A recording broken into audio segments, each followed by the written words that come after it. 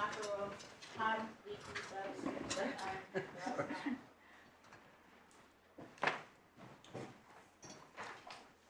Just hang on a second, Mr. Williams, if you will.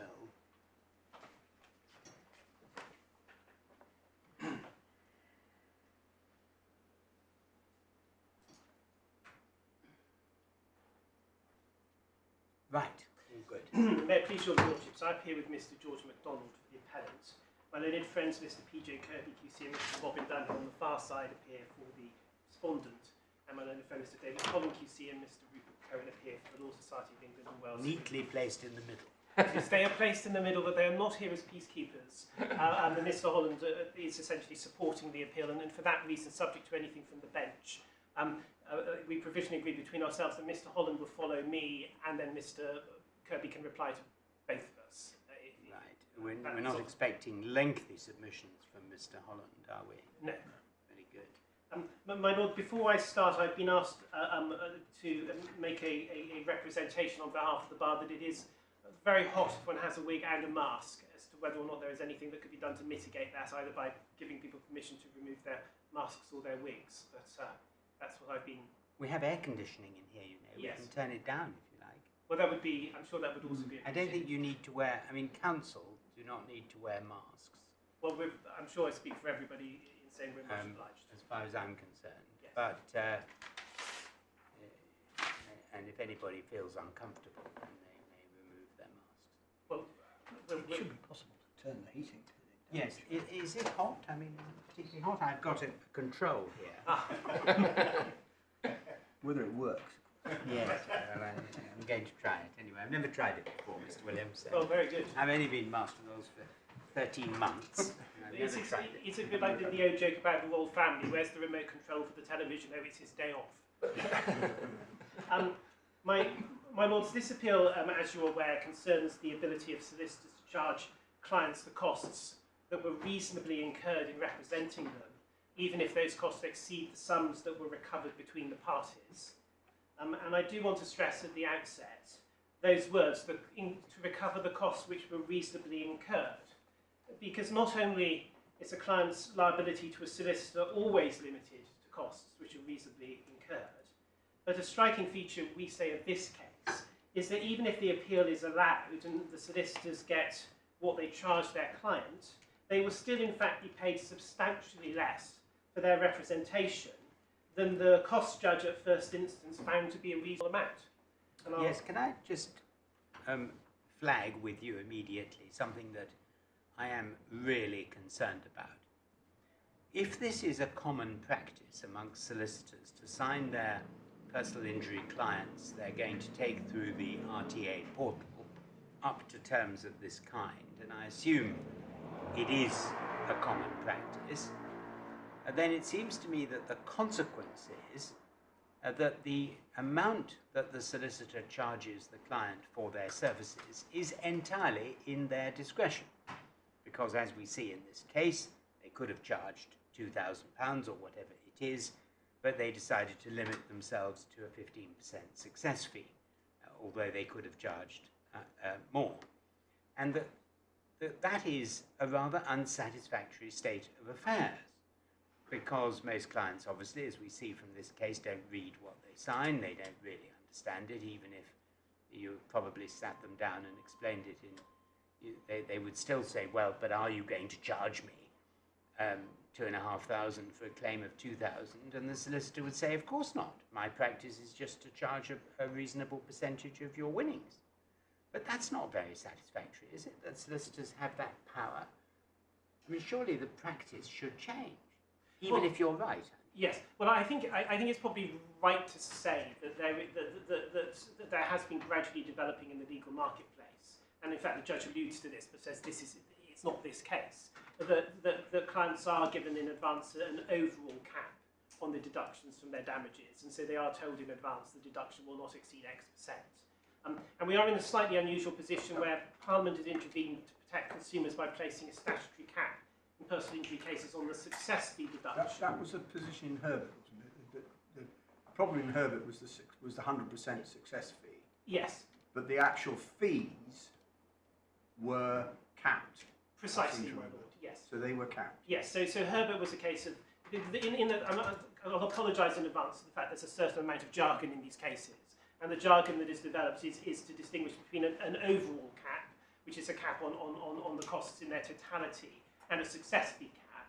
As my lord the Chancellor has just said, Herbert was a case of an overall cap. This is a case where the contract only provided for the statutory success fee cap, but ex post facto the solicitors actually limited themselves to an overall cap, which in fact, as I'll come to explain the figures momentarily, was in fact 20%, not 25%. But insofar as your lordship, the point that my lord the Master of the Rolls put to me, as I say, the first response is obviously I'm not going to cross swords with the Master on the Rolls on the point. It is, I can well see it is unsatisfactory that something can essentially turn on an act of goodwill at the end. So I think the market is developing and to control that. But it's also, however, right to say that it isn't, of course, a discretion, as the Master of the Rolls put it to me, because there is always the upper limit of that which is reasonable. And in cases yes, where that which is reasonable may be a great deal more than the 300 odd quid that was charged here. Yes, and it's obviously a phenomenon which is more of a difficulty in cases where the damage is small. The problem is this, that, in cases of this kind, nobody in their right mind would use a solicitor charging £200 or £300 an hour, because there's not much a solicitor, even a very able one, extremely experienced, can do in an hour. And once you've spent £200, you've eaten up 10% of your damages. That's the first hour. And then the second hour, another 10%. And by the time you get to the end of the morning, you've got nothing left. So, yes, the whole thing is utterly ridiculous. There should be a system whereby solicitors actually tell the clients what they intend to charge them. And if the cap is, for example, 20% of your overall damages for both basic charges and success fee, fine, but say so. Well, my lord, I wouldn't dissent from any of that. And the only thing I would say, as it were, in mitigation of the position from the perspective of the profession, is clearly if fixed costs have come in as an innovation. Most firms and solicitors, they don't go off to expert contractual draftspeople to draft their terms of business. They take them off the shelf from things like the Law Society Standard CFA. And I can't dispute there has been a certain amount of time for the profession necessary to catch up in terms of, if I can use a slightly vernacular way, quality contractual draftsmanship, for that to catch up with the reality on the ground. But obviously the striking thing we say about this case is clearly that what my solicitors could have charged, they didn't charge. There was never any suggestion that they would charge, and as, if I can use the rather colourful language that your lordship used, it would be ridiculous for them to have attempted to charge it. It would simply make no commercial sense to anybody, and it's the sort of thing that would get you probably on the front page of a tabloid newspaper as a wife who tried to do it. Forgive me, my lord. You just put it in a way that suggests that the client knew in advance there was going to be the goodwill reduction, but that was never flagged up in advance, was it? I think that is right. Well, certainly I can't show you anything in writing that suggests that is something which would have been communicated to the client. In fact, your clients did, at the end of the day, charge rather less than they were held to have been entitled to charge. Yes. So they ex post facto applied what you described as a goodwill reduction. But that wasn't something that the client knew about in advance. That's quite correct, my lord, yes. Yeah. Thank you. Yes, so it was a sort of, there was both, to use the jargon I use of the overall cap, there was an overall cap, but it was, if I can call it this, it was a DIY overall cap. It wasn't something but can we just explore this a little? Yes. Is there evidence about why the solicitor, when the money came in, I mean, the solicitor had no idea that this case was going to appear in my court with this stars of stage and screen like the Chancellor here with me. So the solicitor just did what obviously the solicitor usually does, right? Now, where is the evidence as to why the solicitor did that? Because the good faith, what my lord called the goodwill reduction, happened before anybody assessed what the solicitor was entitled to charge. and that figure turned out to be quite significantly greater. Yes. Now, so why is there evidence anywhere in the papers of why the solicitor just charged £350 instead of something based on time or based on some other measure? There certainly isn't evidence as to their commercial motivation, or as to why they adopted that particular figure. Commercial practice figure, but I can help you with that figure. And the way in which it works is this. We thought the figures were slightly confusing, so we put together a little sheet that has got some of the figures on. I don't know if it's made the way to your lordship's desk. It would be better if it had made my way I'm sure it would. electronically. Yeah, well, we can obviously facilitate that as quickly as possible, my lord. Please. So the damages that were recovered were just over £1,900.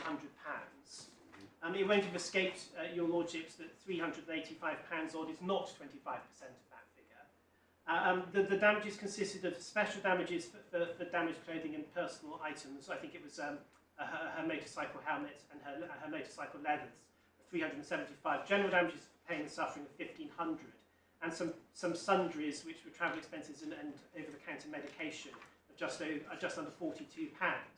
And the way the solicitors proceeded, and again, there is some reference to this in the papers, in fact, but it's not particularly clearly spelled out. But they didn't apply. They took the view that they should ring fence any damages in respect of their clients' sort of chattel losses. So they don't apply the deduction to the damaged clothing or the motorcycle helmet. They apply it to the sum of the pain, suffering, and loss of amenity and the sundries.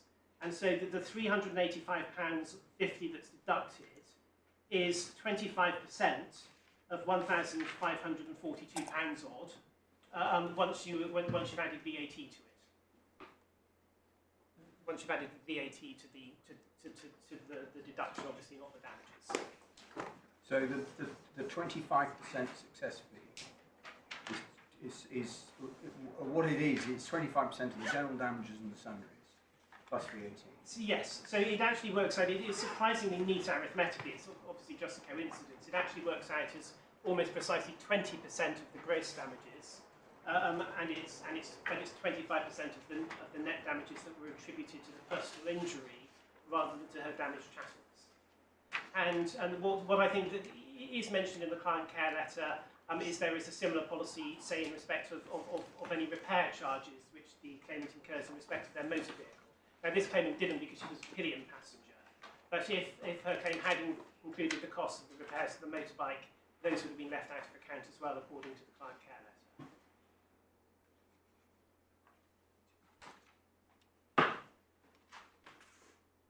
Right. Yes. So in terms of the figures, so the damages are 1,900 odd. The relevant damages for the deduction were 1,500 odd. The district judge found that the reasonable costs, just the basic charges, if I can use, again, apologies for the jargon, would have been 1,392. And what they actually charge in totality, exclusive of VAT, is the equivalent of £821.25. And that is the sum of the £500 recovered between the parties and the 25% of the relevant damages which I've just identified. So whilst I entirely take my lord's point about it being unsatisfactory that as these practices are developing in a market, which I don't want to, as it were, get out my fiddle, but this is a market which is reeling from the constant legislative intervention in the last years, with the Jackson reforms and introduction of fixed costs and the elimination of the ability to recover the success fee from the losing party, and the introduction of qualified one-way cost shifting and such like. So as commercial practices are developing in order to accommodate these interventions by outside forces, namely HMG, if one actually looks at the outcome of this case, assuming the appeal succeeds, the client will have been charged £821 odd, which is 41% less than the basic charges the district judge would have allowed just on the basis of this was the amount of work which was reasonably needed to bring this case to its conclusion. And indeed, of course, even that figure, they're charging over 40% less than the reasonable costs on their best case. Even that is somewhat misleading because, of course, you also have to allow for the success fee. Because the claimant, Ms Belsner, has accepted that she did give informed consent to the deduction of the success fee. And so the £321 odd before VAT that was deducted from her damages actually does include an element which she concedes. And so once you allow for that element, the solicitors on their best case of this appeal is allowed, are still actually going to recover only slightly over 50%. I mean, all that is good forensic stuff. Yes, well, that's my Mr. Williams, but it takes us nowhere. We are dealing with pure questions of law. Yes. You're either right or you're wrong. And I say this to you now, not because I'm not interested in the figures, but because I discourage all advocates from making these forensic points about how fair or unfair it is. What matters is what is the law, and was the judge right?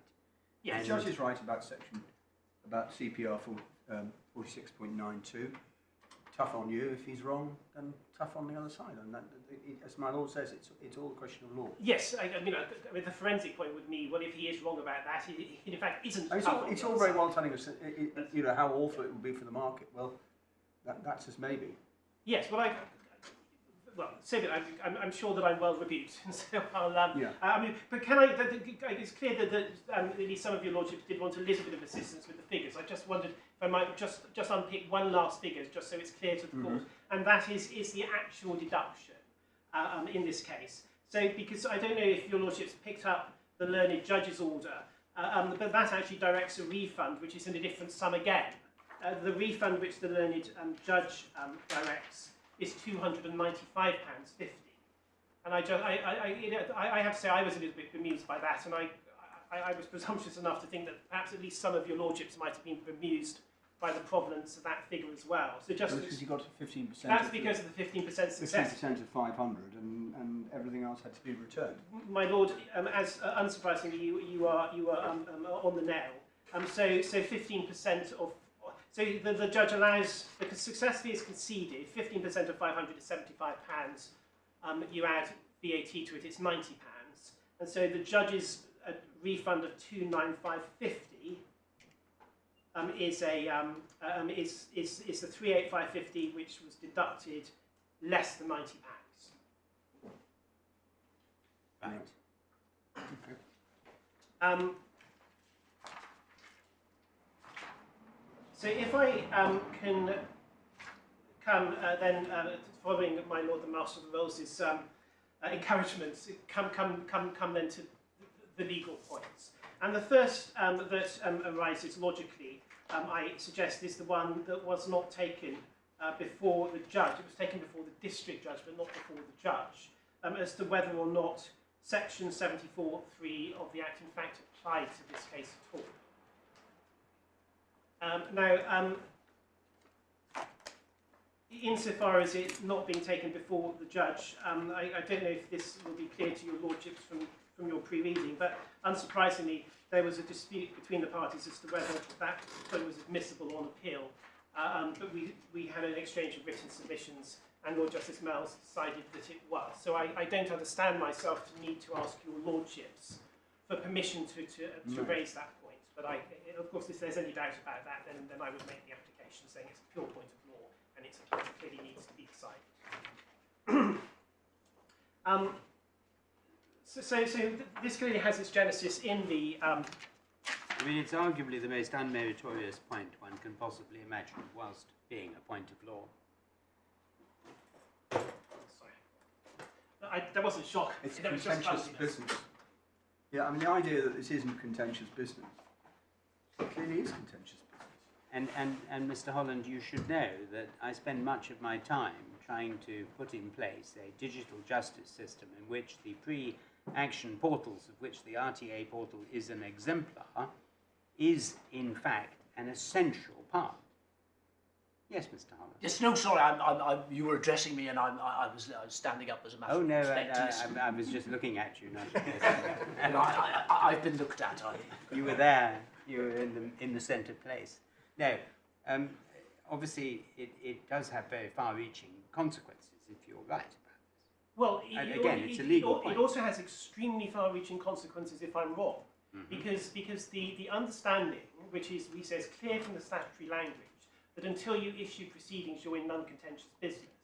I mean, that is a settled understanding of the profession, which is extremely important. Because, for example, there's a completely different regime for regulating non-contentious business agreements and contentious business agreements. And solicitors have entered non-contentious business agreements, taking the statute at face value and a distinction which has stood in place for, one would think, a century or more. And so that if you don't issue proceedings, it's non-contentious business. What are you doing getting paid costs in a non-contentious situation? Well, you could get paid costs in a non-contentious situation all the time. For what? Well, drafting a will. Yeah, but don't get... No, not by the other side. No, quite. Oh, well, Besides costs. But this is we have a settled distinction. One of the few good jokes in the world of legal costs is that if there is such a thing, is that employment tribunal proceedings are non-contentious business, which always gives an audience of employment lawyers something to chuckle about. But I mean, that is a statutory definition, and it's important because employment tribunal proceedings are non-contentious business. In employment tribunal proceedings, contingency fee agreements have always been lawful, because contingency fee agreements have always been lawful in non-contentious business. Well, can we attempt to introduce some common sense into the field of costs, Mr. Williams? I mean, it is utterly ridiculous to describe employment tribunal proceedings as non-contentious. And if that is what is done, then the sooner it changes, the better. But it's not what we're deciding today.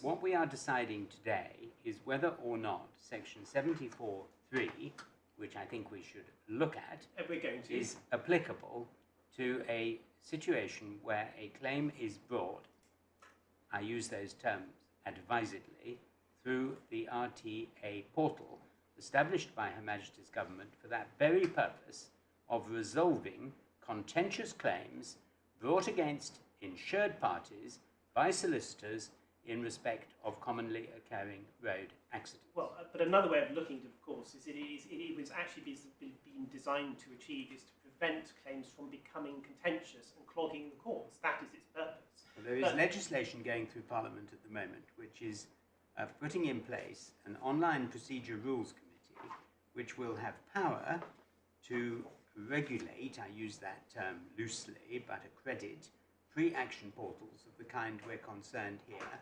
as dispute resolution mechanisms. Yes. And that is because the government regards this RTA portal, which it set up, as preeminently a dispute resolution mechanism. And I'm not here, as it were, metaphorically in Hyde Park Corner to make a speech as to whether or not that's a good thing or a bad thing. But the point I am making is your Lordship, who invited me not to be forensic and to be particular about the law, is I say the law creates a clear distinction between contentious and non-contentious business. So get to that point quickly. Indeed. And the legislation that your Lordship has just told me about, which I hadn't heard of, is then that legislation may need to look at changing that definition. So if I can come to the Statutory Materials Bundle, tab 1. Section 74(3) itself can be found at page 24.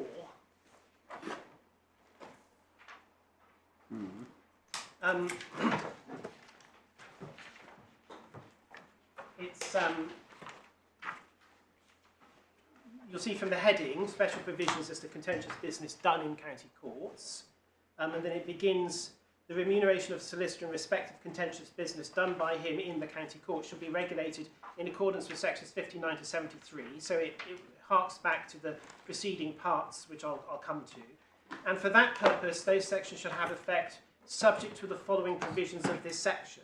So the following provisions of the section, of which only one survives, are provisions which are expressly addressed to the doing of contentious business.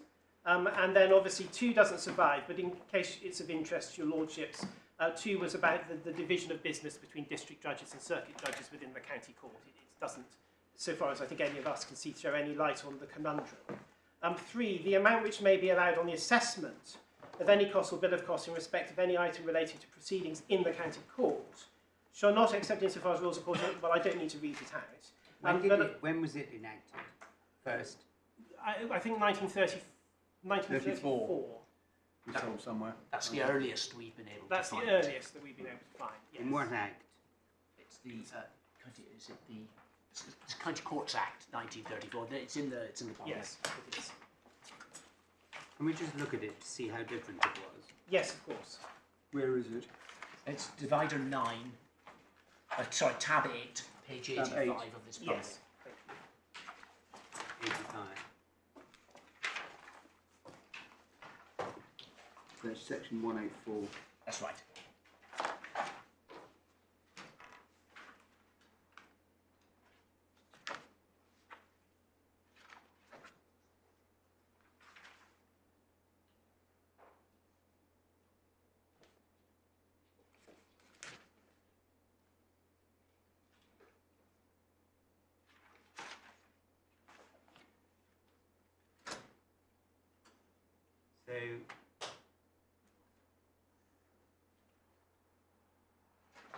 So it's not the whole of 184. It's E. But of course, there's this key difference in that in this provision, the words "in respect of contentious business" applies to everything that follows, including paragraph E, whereas we don't find that in subsection 3 of section 74. Well, I anticipated that point might be put to me, and with respect, I don't agree with it because of the concluding words of subsection 1, which says that subsection 1 is predicated upon the enactment here addressing contentious business done by a solicitor of the county court. It says it's regulated in accordance with preceding sections 59 to 73, and for that purpose, those sections shall have effect subject to the following provisions of this section. So the following provisions are qualifying the rules in respect of contentious business, which appear in subsection 1 and incorporated by reference into subsection 1, preceding sections 59 to 73. So and when one reinforces that with the fact the heading, which applies to the entire section, says it is special provisions of contentious business done in the county courts. And I don't think there is any dispute between us at the bar. There is no longer any technical rule that headings are inadmissible in the construction of statutes. We can show you the decision of the Supreme Court on that if we need to. But So what's the heading you rely upon? The heading to the whole section, the points I principally rely on are the heading, special provisions as to contentious business done in county courts, and the concluding words of subsection 1 that I have just read. And obviously, I see. So although it's been split into separate subsections, in fact, you say the architecture is the same. Precisely, my lord, yes. And that is perhaps reinforced by the enactment history that we've just seen, which is previously this appeared in a separate statute from the Solicitors Act, and then when the Solicitors Act is consolidated and amended after 1934 up to the version that we have now in 1974, this has been brought into the Solicitors Act. But yes, Mr. Holder's reminding me it actually happened with the 57 Act and then the 74. That's in the next tab in the bundle. Yes. So we say that all of this is addressing itself to contentious business. It's not the only point as well, because even if we're wrong about what contentious business and proceedings mean, there is also a separate point as to whether or not this statutory language is also directed at what are the sort of schemes we now have by way of fixed costs. And then in due course we're going to say it fails on that point as well. When does contentious business become contentious? When you issue a claim form. So if I instruct a solicitor to sue my bankers and they enter into a pre-action protocol letter before action, that's not contentious business. Not within the meaning of the Act. And as I understand, you rely for that purpose on the definition that we have at page 31 in section 87. I'm grateful, my lord, yes. In fact, that was the place I was next going to visit. So the interpretation section of the Act is in section 87, which begins at page 30. And as my Lord Justice Arnold has said, contentious business is defined at the top of the next page, page 31. Business done whether a solicitor or advocate in or for the purposes of proceedings begun before a court or before an arbitrator, not being business, which falls within the definition of non-contentious. Well, I don't need to read the rest of it. It is. Well, you do need to read the rest of it, because it's ambiguous when it says for the purposes of proceedings begun. For the purposes of proceedings begun could be in the lead up to proceedings which are later begun, or it could be in the lead up to proceedings which are intended to be begun. Well, so we need to look at the exclusion of non-contentious business. So where's that? Not-being business falls in the definition of non-contentious. Yeah, it's completely circular. It's I think what a theologian would call an apophatic definition, in the sense it's a definition which proceeds purely in the negative. Yeah, any business which isn't contentious, but that's not really very helpful. No. Well, it's important though, because if it is entirely circular, then it's not particularly clear. It may be totally unclear as to what it's intended to get at. I mean, it beggars belief to me that if I instruct a solicitor to bring a claim, and the solicitor writes a letter before action, and then sends me a bill saying letter before action £100, issuing proceedings £1,000, settling proceedings £1,000, that I can't tax that bill as contentious business as to the £100. Well, I don't think that I do suggest that. Once proceedings are commenced, the proceedings become contentious business. So, if, for example, I've already given the example. That's even more absurd. Well, I was about to say exactly that. I mean, you're quite right that there are authorities which say, I think, that once the proceedings have been commenced, then everything going right way back then becomes contentious business for the purposes of the statute. Yes, I mean, it's not part of my job to say whether or not the law in its existing state is absurd or rational. All my part is to do is identify what is the law in its existing state. And as your Lord, really, I don't mean to be disrespectful and turn my Lord the Master of the Rolls' observation to me earlier back against him, back against his lordship. Yeah. But I mean, in much the same way as the Master of the Rolls put to me, essentially he didn't use the cliche, let justice be done even though the heavens fall. I don't care that your solicitor may in fact not have charged a great deal for what they did and the client hasn't suffered. But Mr Williams, that just doesn't help you in this court. Respectfully, the same is true in reverse. If the statute defines contentious business as business begun before a court, and if that is you may be right, but you must understand that I shall need very careful persuasion that is right when there are 690,000 cases brought through the portal, many of which settle before proceedings issued. I know the figures in 2019 were that only 170,000 settled through the portal, but I believe the figures are higher than that, in fact. And it is a mechanism which is very much part of the contentious business, what shall we say, horizon.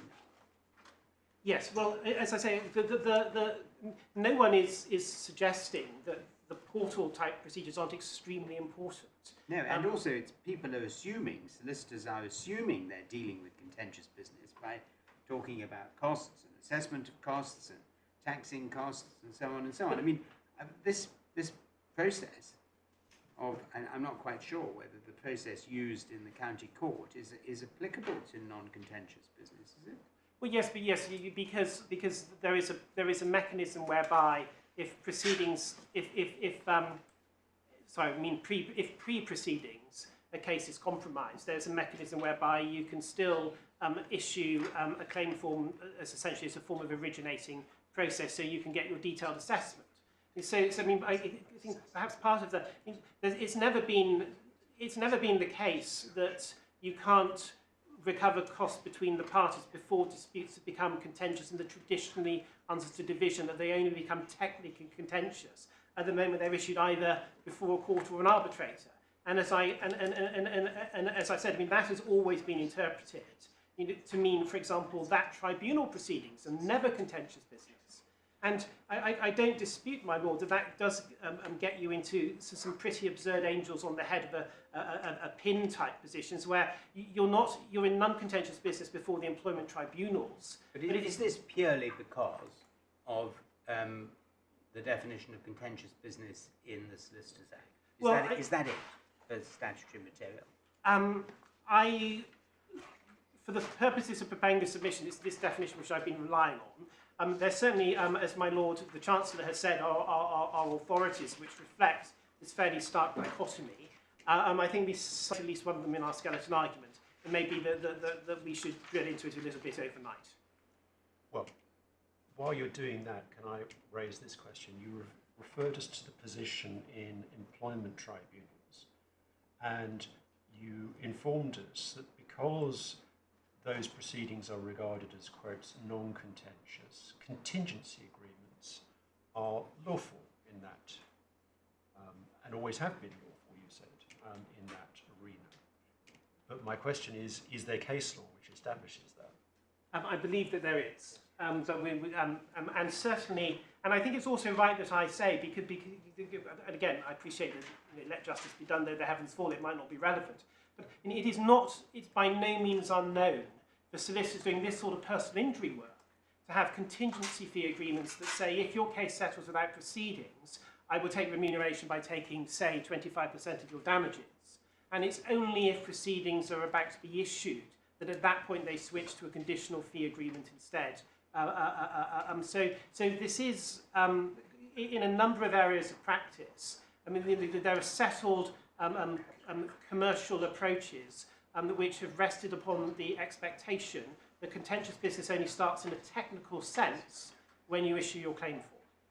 Yeah. Although it's then retrospective. Although it's then retrospective in the way that my Lord the Chancellor indicated. I mean, I know it's not. I know it's not in the bundle, but I remember there was certainly a decision of this court given by Lord Justice Dyson some years ago, looking at this distinction called gain all. So that's one of the things that I think we'll all need to look at overnight and see if that helps your lordships with this conundrum. But as I recall, that was a case where the Lord Justice held that an apparently defective conditional fee agreement, it didn't matter that it was defective because the proceedings hadn't advanced far enough to have become contentious business because they settled pre-issue. So no, I don't think clearly this is a more controversial issue. So why was this point not taken below if it's absolutely dead ringer? It was taken in front of the district judge. No, why wasn't it taken in front of the judge? Well, I can't explain that. I wasn't acting below. But I mean, you're just saying this is a dead ringer, end of case. Well, and I think it's right to say that the district judge who decided the point against us in this case has since in a subsequent case, which I think is actually has decided it the other way, and he's decided it is a dead ringer, and that ended up in front of Mr Justice Lavender as well. And what did Mr Justice Lavender say about the Mr Justice Lavender didn't decide the points because the respondent's notice or the appellant's notice was late or something of that sort. Mr Kirby's nodding.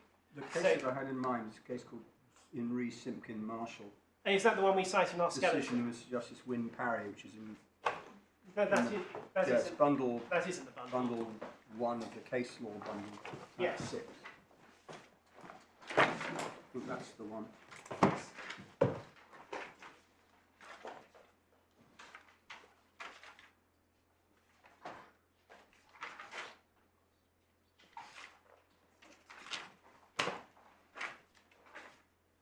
All business which was done before proceedings were begun, provided the business was done with a view to the proceedings being begun, and they were in fact begun.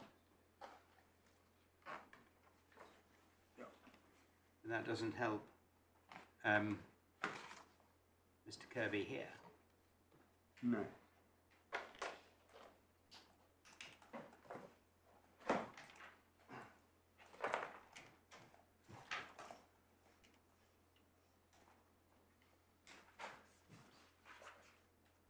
By what mechanism is the RTA portal established? It's established in rules, isn't it? I think it's set out in the Heaven case. The Heaven case, Lord Briggs deals with it in some detail. Yes, he does. In the Supreme Court in that case. Also known as the Gavin Edmonds case. That is at bundle 3, tab 42, beginning at page 1062.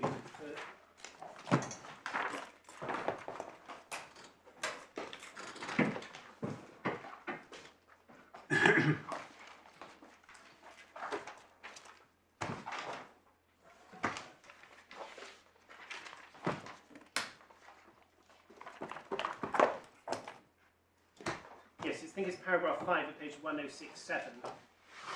Paragraph 5 just explains what it is. And it Under the auspices of the Civil Justice Council, which is correct and approved by the Civil Procedure Rule Committee. Where is the rules that establish it? Well, it is. I have to say that for my part, I understood that nowadays pre-action protocols were under the auspices of the Rule Committee, but I can't say Well, the structure can I is just very tell you transparent. that they're not, in fact? I mean, it's very interesting because we're looking at the entire thing. The Civil Justice Council I chair. The Civil Justice Council is preparing, as we speak, has a consultation out on pre-action protocols, which were in a twilight position between the rules and they were a function, actually, of the diktat of the Master of the Rolls. So they started with Lord Wolfe saying, you should follow a procedure before you bring proceedings, and this is the procedure. And numerous pre-action protocols have been issued by the Master of the Rolls, not me, but No. my predecessors, and these have all now become a little bit complicated. There are 15 or so of them in different types of litigation. And so my predecessor established a group through the Civil Justice Council to look at it, and there's a 150-page consultation paper which is out at the moment, which I urge everybody in court who will be interested to respond to.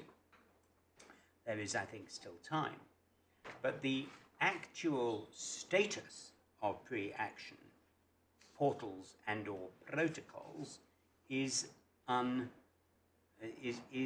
clear. in some doubt. No. And can I don't know if this is of any interest at all to your lordship, but certainly I know from my own practice that is something which does cause a considerable amount of uncertainty and litigation at first instance.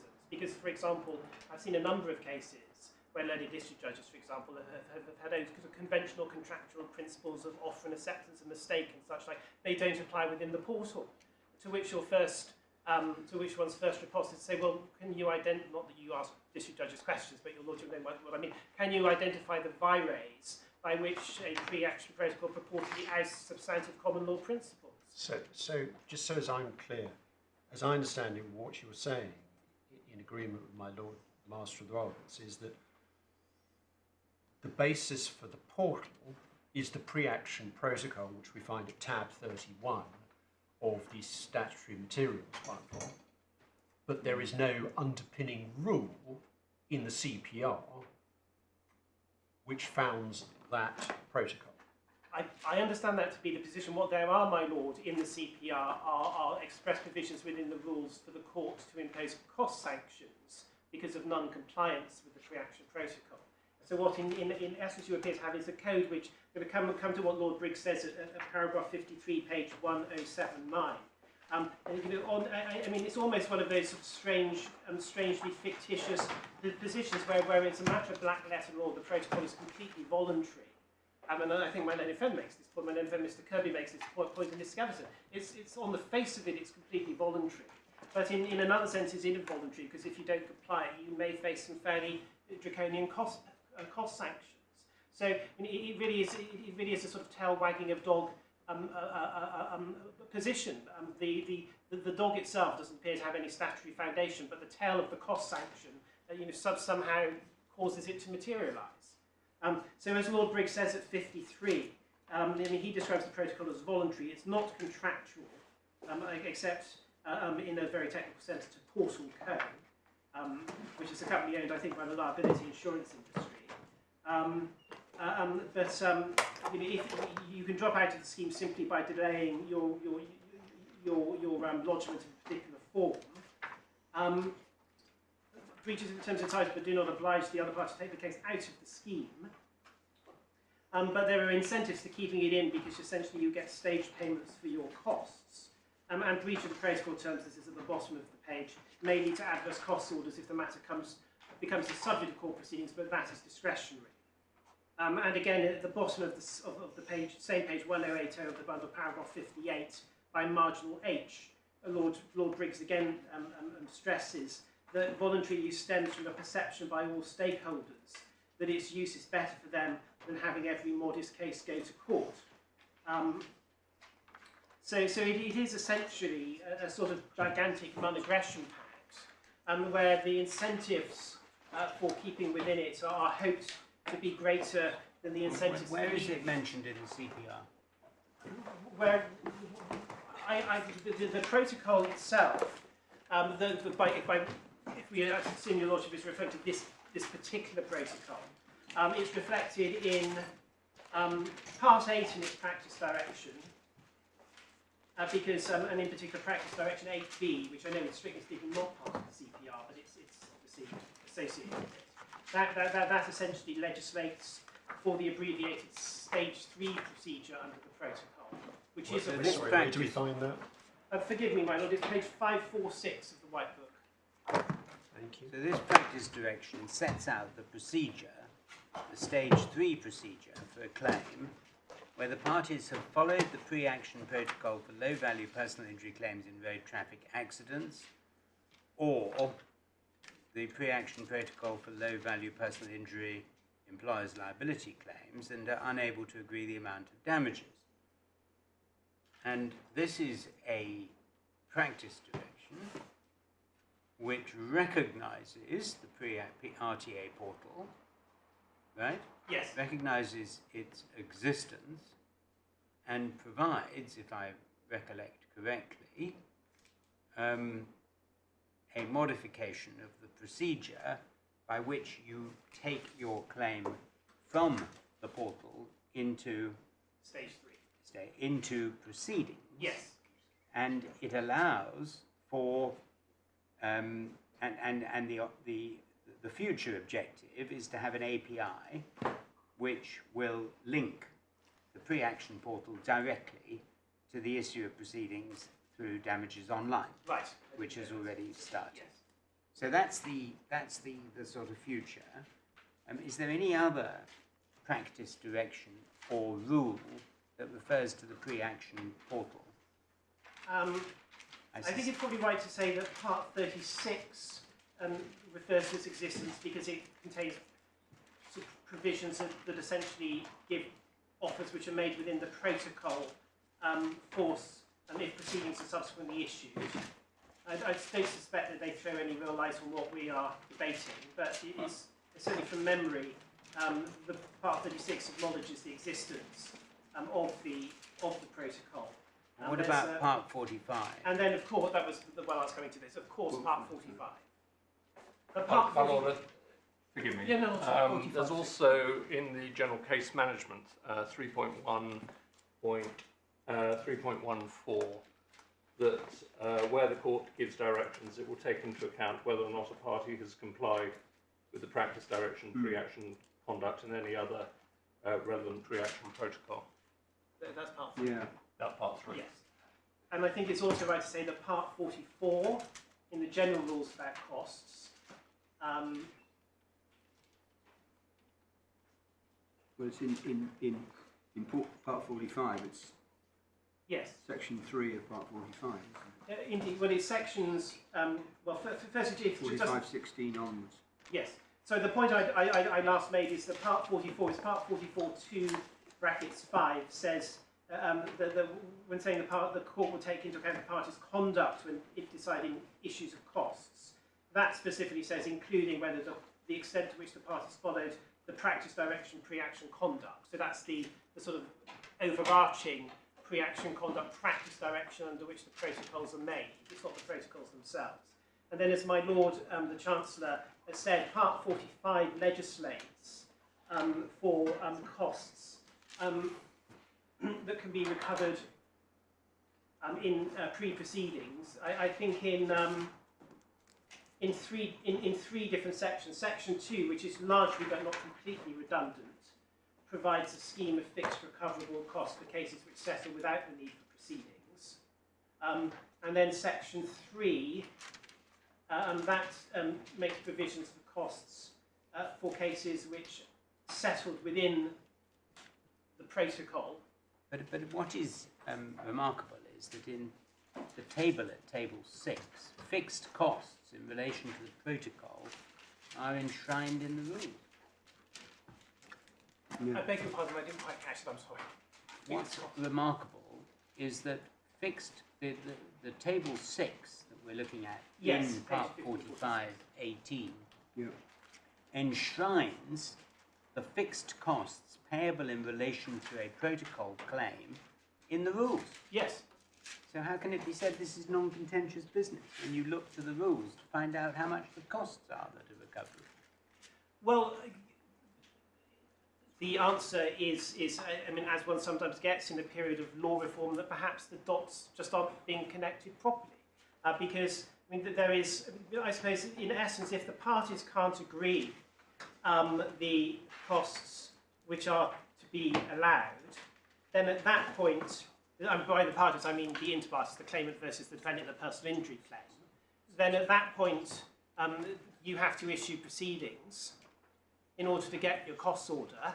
And once that cost order is made, you do become seized by the civil procedure rules. And this provision dictates what the judge assessing the costs in those circumstances will allow between the parties. Is there any reason why this court should not join the dots? Well, there are two reasons that I would give. Firstly, because your lordships, and forgive me for it's such a trite point, your lordships are not legislators. There's only so far that one can go. But we can join dots between legislation. Well, if the dots are capable of being joined, yes, of course, that's right. But obviously one needs to always be mindful of boundaries. But there secondly is the point that I know that I made before as to whether or not that would be prudent, which is if there has been a settled and century-long distinction between contentious and uncontentious business that turns on the point at which proceedings are issued, and there appears to be clear statutory language to that effect, and then the extent to which the court should start engaging in strained constructions on to change matters. You'll forgive me for muddling my metaphors hopelessly. Forgive me for that as well. If you'll forgive me for muddling my metaphors hopelessly. I can wag my finger too, Mr. Williams. The risk, well, I'm used to that, my lord. It's the risk of there is a serious risk of upsetting apple carts. Really, yes, for the sorts of reasons that I've given. But we do, I mean, just pausing for a moment and taking a little stock, we do have to consider the world has changed dramatically since the legislation we're talking about was enacted. And one of the things that we come upon more than ever in this court is the need to interpret legislation in the light of developments. Yes. And whether that's permissible or not permissible, and in some cases it is, and in some cases it isn't. But here we have this vast number of serious personal injury claims. And I say serious not because they are large in monetary terms, but because every personal injury claim is serious to the claimant who brings it.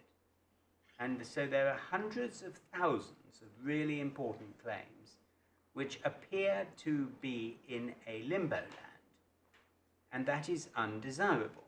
Now, of course you can say, don't do anything, let Parliament legislate. But in the same breath, Mr. Holland, I heard you say that this area of law, and I will go back to my note, has been, I think you said, reeling. The market is reeling from constant legislative interventions. That's what you said. Yes, I certainly do. Williams, yes. Mr. Williams or Mr. Holland. Yeah. I will take that as Sorry, I'll get my finger wagged at tomorrow. You'll get me later. You never know, it might be later this afternoon. Yeah, it could be later this afternoon. But the point I'm making, and it's a serious point, is we have to take account of the situation as it is in the real world.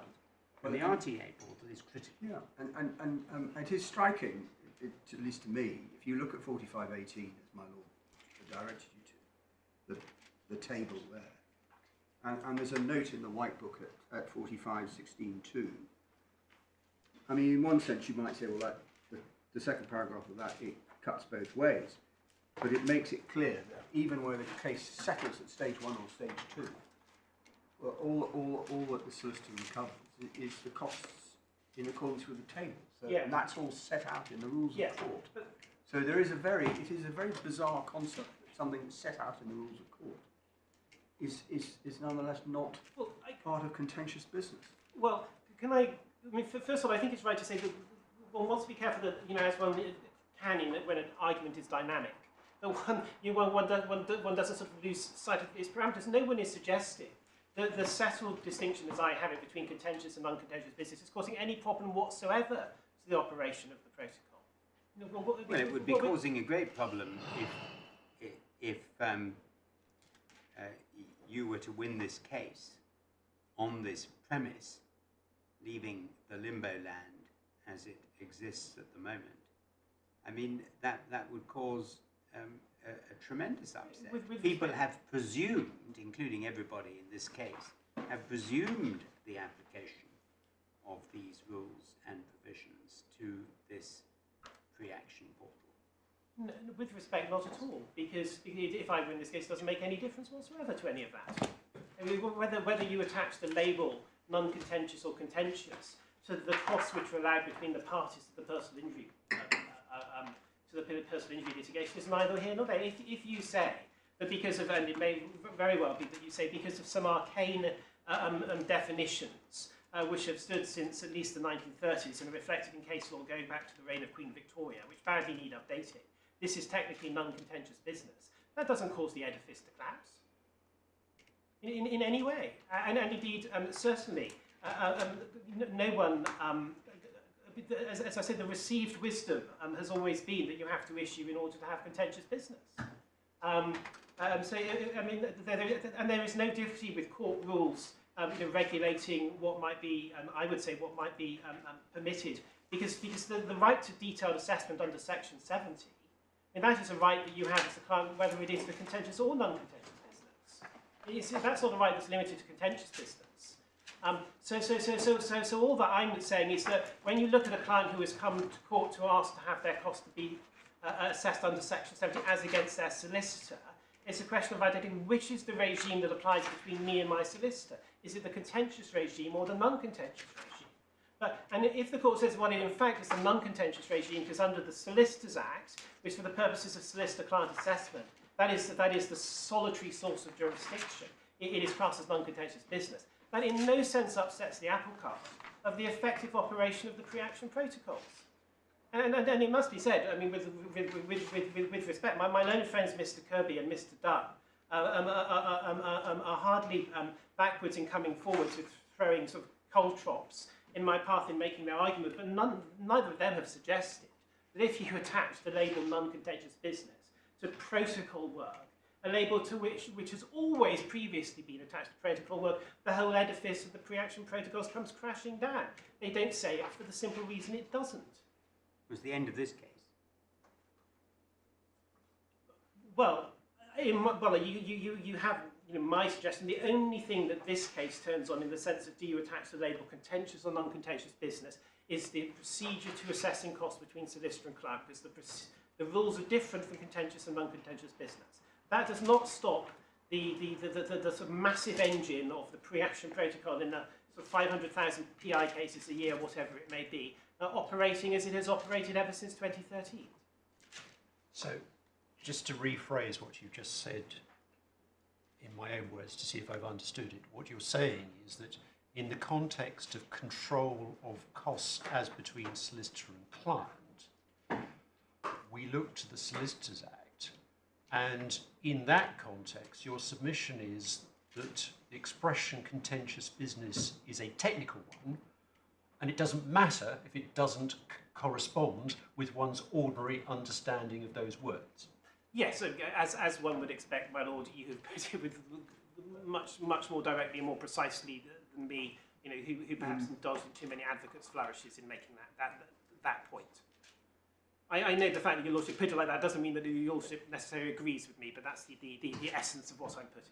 Just trying to ensure that I understood. Thank you. Yeah.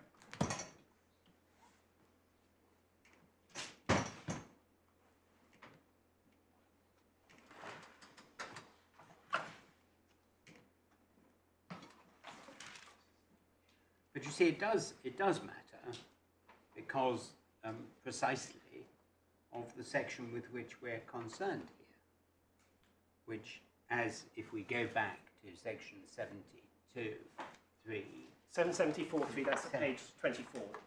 Page 24.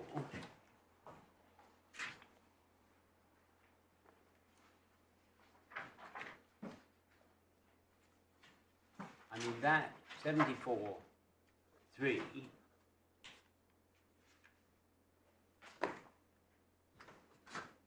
applies only to relating to proceedings in the county court.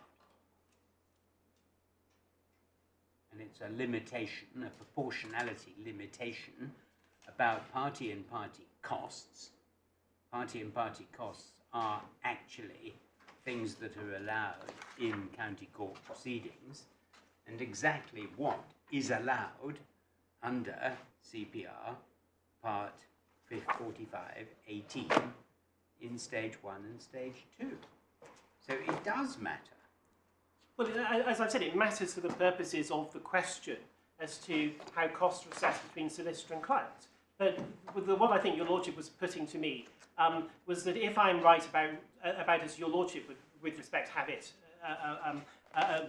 reclassifying protocol proceedings as non-contentious proceedings, but I'm respectfully submitting that in fact it's your lordship that's seeking to do the reclassification. What your lordship put it to me is whoever is the active and whoever is the passive person in this exercise, it causes, as it were, the big top to collapse. The big top as between the claimants in the PI cases and the defendants in the PI cases. What it means is... And it doesn't. But well, you say that, but what it means is that the regulation in legislation and rules about costs recoverable where a claim is brought but the proceedings are not issued are uncertain. Well, with respect, I mean, to some extent that begs the question which needs to be decided, because as I've already said, there's a second limb to my argument here we haven't even got to. It's not just about contentious, non-contentious business, what proceedings means. It's also what is section 74(3) actually directed at. Because I say that the contemporary fixed cost regimes have got nothing whatsoever to do, and have never been intended to have anything whatsoever to do, between costs, between solicitor and client. And what section 74(3) is with respect, we say manifestly referring to, it's an artefact of the old county court scales, which operated in a totally different way from the modern regime for fixed costs. Because firstly, those, and we will look at them if we get time, firstly, the scale regime, it did proceed on the basis of what was then called taxation. The statute's been amended to change the word to assessment. But items were assessed, and they were assessed item by item. The judge had discretions in respect of each item, and in fact the rules under the county court scales specifically legislated also for a judge allowing greater allowances when performing that exercise on a solicitor-client basis than performing on a between-the-parties basis. And actually, I mean, the violence that is being done here is to suggest that that subtle and nuanced scheme, which did focus around what the statute itself describes as an assessment of items, there's an attempt to hammer that scheme into a totally different scheme that is created decades later, which was only ever intended to regulate costs between the parties, and which far from constituting a mechanism for assessing costs, was in fact a mechanism for ensuring the costs would not need to be assessed. And that is something this court has said. The essence of fixed costs is that they are not an assessment. And it certainly is not an assessment that takes place with reference to items, which is the statutory language. I mean, there is simply, when I use the term arbitrary, I don't use it pejoratively. There is simply an arbitrary lump sum allowance for the totality of the proceedings, which is derived from a formula. And it's a formula also that can I just, I'm sort of slightly taking the points I intended out of order, but again, perhaps just to illustrate some fairly basic things that perhaps aren't immediately apparent until you start thinking about it. In the fixed costs between the parties, for example, under the way these schemes work, most of them work with reference to a percentage of the damages. You get 20% of the damages up to £5,000 or something of that. Like that's how these formulas work. Now, with respect, those formulas simply can't possibly work to regulate costs as between solicitor and client. Because first of all, what if your client isn't a claimant? Your client won't have recovered any damages, so those schemes don't work. I acted for defendant in this case, which settled without the need for proceedings. The defendant wants his costs assessed. Let's look at the rules. I can charge 20% of the damages recovered. Well, he didn't recover any damages, he's a defendant. Or you're acting for a claimant who's lost. Now remember, not all these cases are conducted on CFAs. Tens of thousands of personal injury cases are still conducted on conventional terms.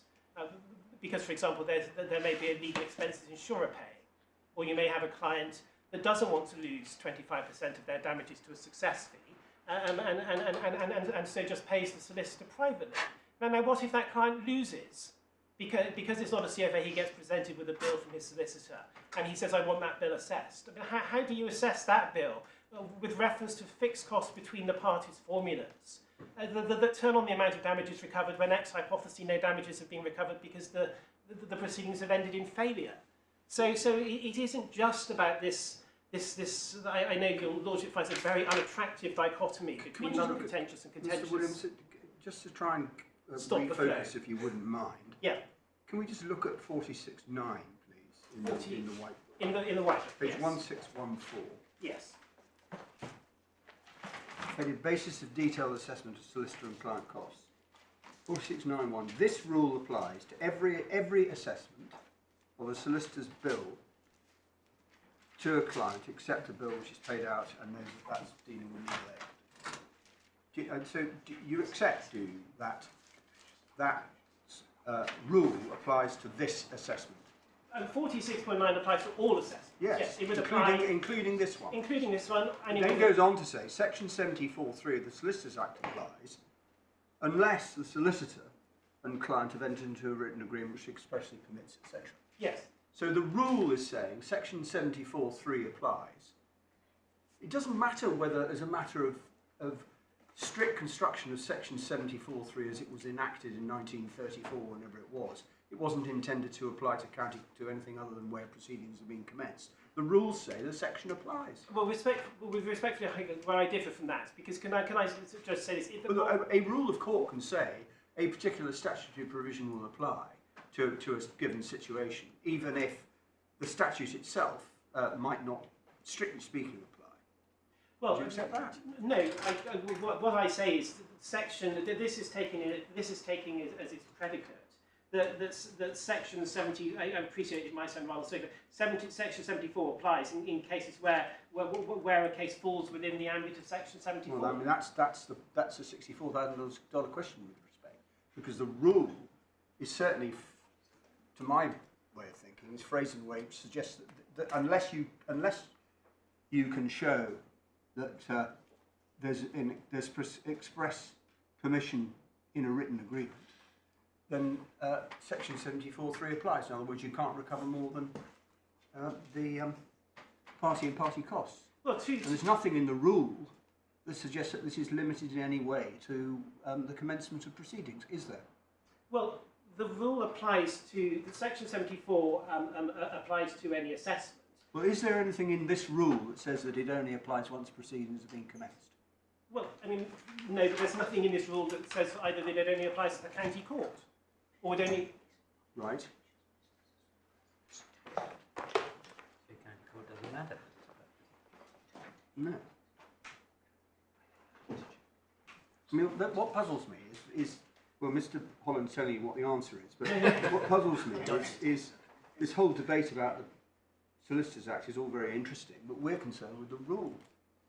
Well, yes, but I mean, as I say, the rule applies to all assessments. It would apply if you were asking to have costs assessed that related to the pure non-contentious business. It would apply to, I mean, for example, a case that truly did settle, not within the portal. Let's just assume it's a probate case, and the parties negotiate. And they never need to issue court proceedings, and you agree to pay, the executor agrees to pay a non-beneficiary settlement and to pay their costs. Now, obviously, that would not be. I mean, if there was a solicitor-client assessment in that context, that would be an assessment to which the rule applied, because it applies to every assessment. But it clearly wouldn't be a Section 74(3) case, because it is neither contentious business nor is it necessarily county court business. Right, okay. I mean, I think we've got the point. Yeah. And I think you ought to move on to any more substantive points, either on this first question or other questions, or we're going to get bogged down. Yes.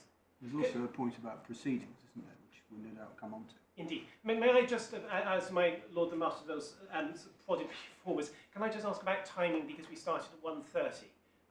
We're going to continue until 4:15. 4:15, that's... And then we will start again tomorrow at 10:30, and we will finish the case at 4:15 tomorrow, not a minute later. Oh, that's what I was assuming, but I just wanted to check that because we started half an hour early, you weren't finishing half an hour early. No, sadly not. Well, you may change your mind, my Lord, after another 90 minutes. We changed our minds before that. Yes, within 90 minutes then.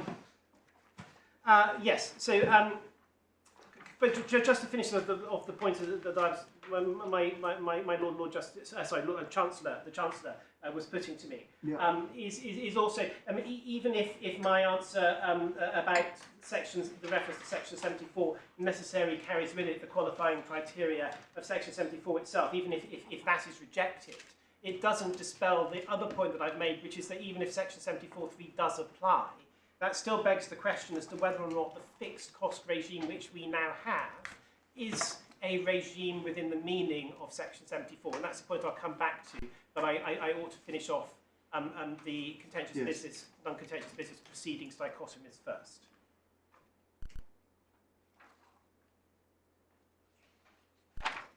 Yeah. So just to take it as quickly as I can, I've shown you Section 74, I've shown you the definitions. I also did suggest that this bright line demarcation between contentious and non-contentious business is ubiquitous in the Act. And so if one goes back to page 4... Sorry, page 4 of what? Page 4 of the statutory bundle, my Lord, with so this is the part 3 of the Solicitors Act. Section 56.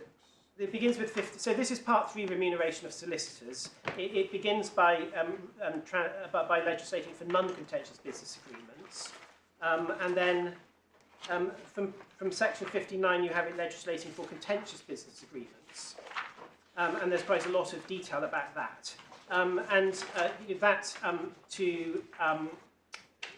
That reflects a point which I've already made about the need for a clear demarcation because of the different regulatory regimes between contentious and non-contentious business agreements. I see that I'm a member of a committee. Yes. For the purposes of this section, there shall be a committee consisting of the following persons: the Lord Chancellor, the Lord Chief Justice, the Master of the Rolls, the President of the Society. And Mr. Holland will tell me when we last met. I might be able to eventually. Not in my time. No, well, Is that still? That's not been repealed. No, and indeed, for example, and then it goes back to the point I was making about the different regulation of non-contentious business agreements and contentious business agreements, which can have quite profound consequences.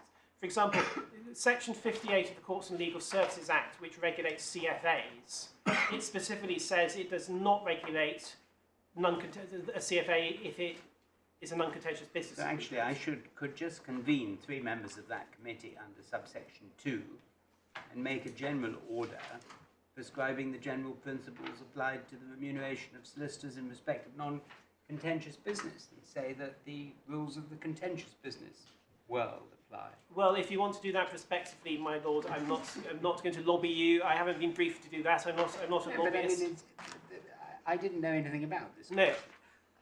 Well, there we are. I mean, I'm sort of pleased to have sort of identified a yet further string to your lordship's bow. It must be like being a sort of veritable poo-bar of so many, so many sort of ways. And Jandrum, I think. But I think I was also saying, it's not just CFAs. For example, we now have limited legality of contingency fee agreements in litigation, in contentious business, which are called damages-based agreements. Now, again, the legislation about damages-based agreements specifically says this legislation does not apply to non-contentious business agreements.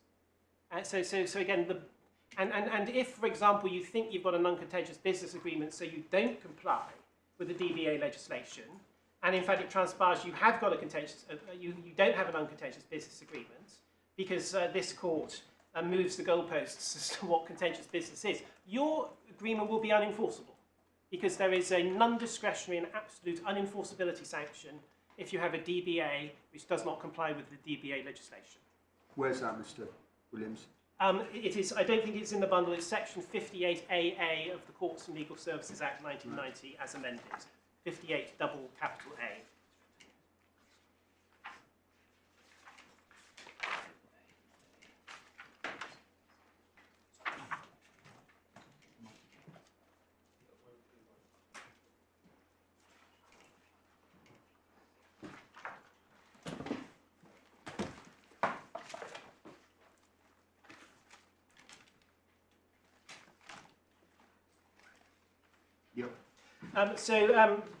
Section 64, we have provisions for the form of bills of costs in contentious business. I don't need to develop that. Section 68, this is at page 16, it actually legislates for the power of the county court and the family court in this arena.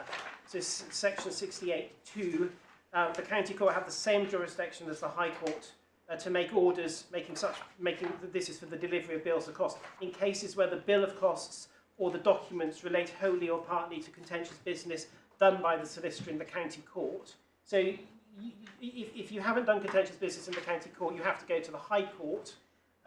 If you have done contentious business in the county court, you can go to the county court. Now, I appreciate it's in no sense a dispositive, but again, insofar as it might be being suggested that it is I who is proposing something radical here, when Ms Belsner wanted to get her solicitor's bill, she applied to the High Court. And she was right to do so, because this case did not concern not concern to business done by the solicitor in the county court.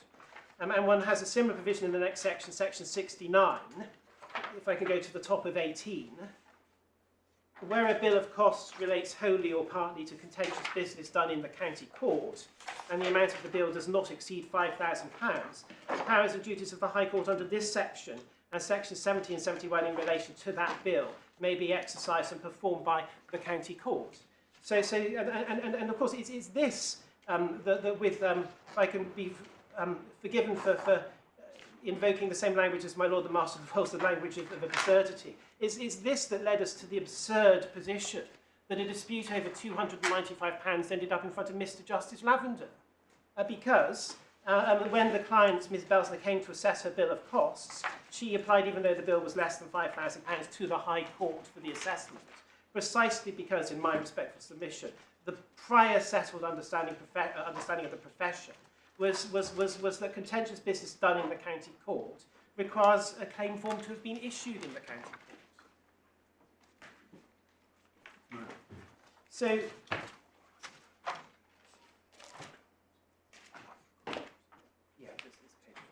so Mr MacDonald, my learned friend Mr MacDonald, reminds me that even though we don't have the legislation about DBAs, damages-based agreements in the bundle, we do have the relevant legislation about conditional fee agreements. So, yes, so just for your Lordship's note, it's pages 40 and 41 of tab 1,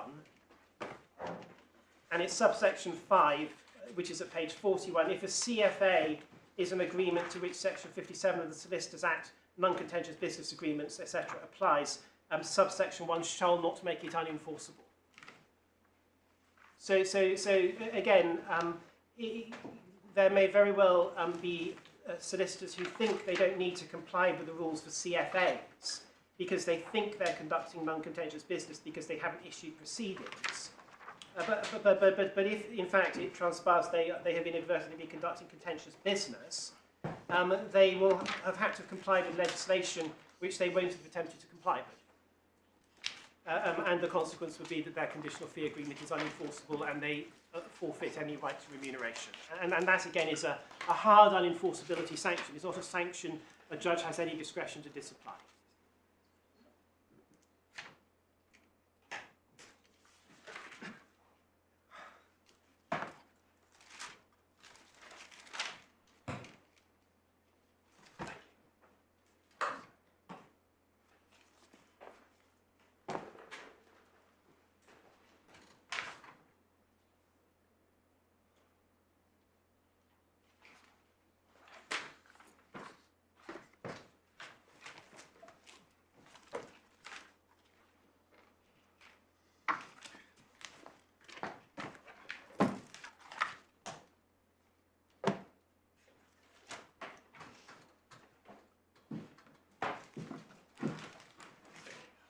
Yes. My Lord the Chancellor is quite right to say there is an argument about what proceedings means as well, but if I can forgive the cliche, I'm mostly putting my eggs in the contentious business, non-contentious business basket. I say that throughout the whole of Section 3 of the Act, there is a dichotomy between contentious and non-contentious business. The Act itself provides the boundary at which each side of the dichotomy lies. It is whether proceedings are begun. This is not a case of proceedings are begun, and so it is not contentious business within the meaning of this Act. And the only issue that is relevant to, in my respectful submission, is whether Section 74(3) applies between the parties. It in no sense collapses the pre-action protocol edifice as between injured claimants and defendant compensators. Now, and in terms of my learned friends, for the respondents' recourse to the principles of updating construction, in our respectful submission, if we're right in what we said hitherto on a sort of literal reading, we respectfully say there is simply no position, there is no scope here for an updating construction, because what we are here concerned with is the language of beginning of court proceedings that are begun. And we say there is no unforeseen change, no development in science or mores, which might impact on the point at which court proceedings are begun. In fact, the modern rules of court legislate for when court proceedings are begun, and the point at which they're begun is precisely the same under the CPR as it was under their predecessors. The rule is now CPR Rule 7.2. Proceedings are started when the court issues a claim form at the request of the claimant. CPR 7.2. So the policy of the Act has been to treat costs differently depending on whether it's contentious or non-contentious business. And both the policy and those two concepts have been and are constants, so that there is nothing to update. Now, as to the term proceedings, I accept that one can point to some authorities where it has been given a more flexible meaning. But I say first that is neither here nor there, because the solution here is supplied by the contentious, non-contentious dichotomy. But secondly, even if in some contexts Section 74, I'm so sorry, so if in some contexts proceedings may mean something less formal, the proceedings which Section 74(3) is referring to are explicitly proceedings in the county court. It's not proceedings blank, it is proceedings in the county court. So it is referring to court proceedings. And the language which the statute uses is also in the terminology of parties to proceedings. That's also language which is redundant of court proceedings. And the protocol itself, and we've looked at Practice Direction 8B, and we've looked at Section 3 of Part 45, all of those, they refer to, for example, the protocol describes it, so if one takes up the statutory bundle again, it's at page 291. 291, my lord.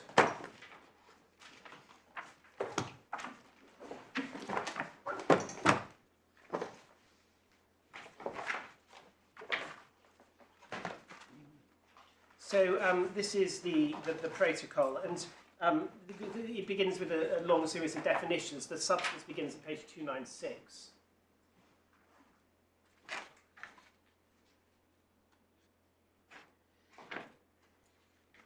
I think this is Lord Briggs adverted to this in the Haven Insurance case. This protocol describes the behaviour the court expects of the parties prior to the start of proceedings. The court expects? Yes. Yes. It is the yes, because yes. Well, I'm grateful to Mr. Holland. Yes, the court expects this because the court rules explicitly say that when proceedings come before the court will take into account conduct before as well as during the proceedings. And so in making its value judgments about the quality or otherwise of a party's behaviour pre-proceedings, the court will take compliance with the protocol into account. doesn't alter the fact that the very thing the protocol is regulating is how parties behave before proceedings are commenced. And you have this language throughout. I'm not going to go to every possible reference I could do, because it would be sterile. But just over the next page. The aim of this protocol is to ensure that the defendant pays damages and costs using the process set out in the protocol without the need for the claimant to start proceedings. And then, bottom of the page, the protocol applies where, and then sub-criterion 4, if proceedings were started, the small claims track would not be the normal track. And one gets that throughout the protocol. One gets it in PD8B, which we've looked at briefly. And section 3 of part 45, which again we've looked at briefly, which as we've seen slightly curiously, specifies costs not just post-proceedings but pre-proceedings.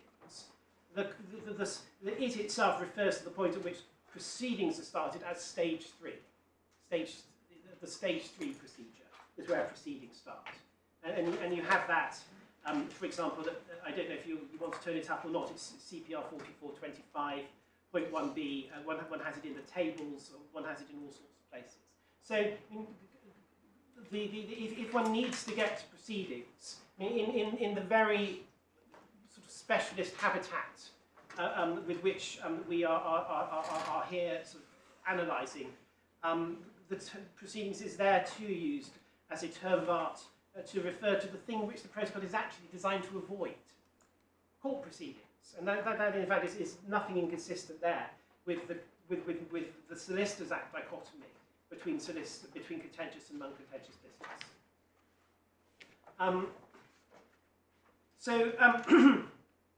What I would like to move on to, if I may, I'm afraid it is still this theme, I've trailed it, so I hope to take it quite relatively shortly. I've already made the suggestion that it isn't, in fact, saying that section 74.3 doesn't get the claimant, that's Ms Belsner, home, is not just because of what contentious business means and what proceedings means.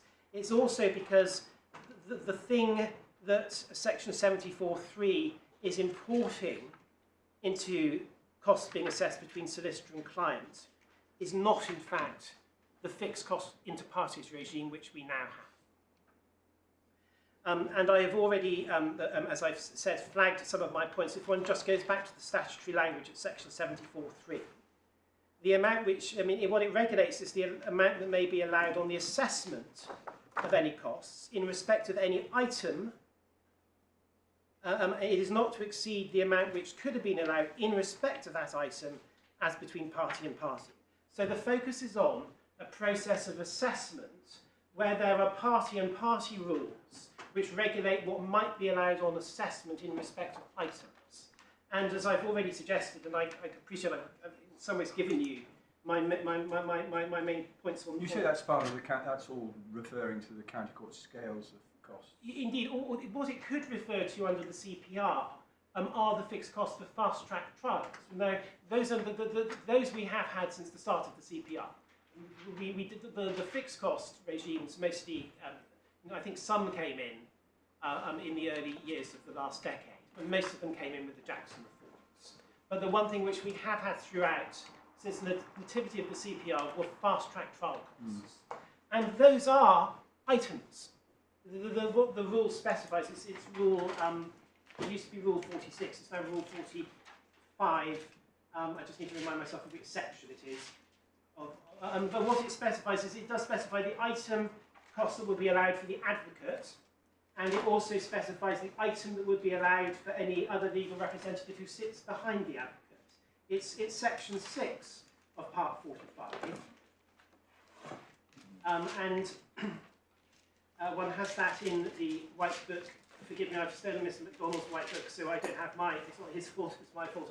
I haven't put post-its in. It's page 1571. What are you referring to? Volume 1, my lord. It's a different part of part 45. Part 45 which? 1571. 1571 is where it begins fast-track trial costs. Got you. And then you've got the 4537. Yes, and then over the page at 1572, you've got another table, and that specifies what the court may award, and those are the advocate's fees.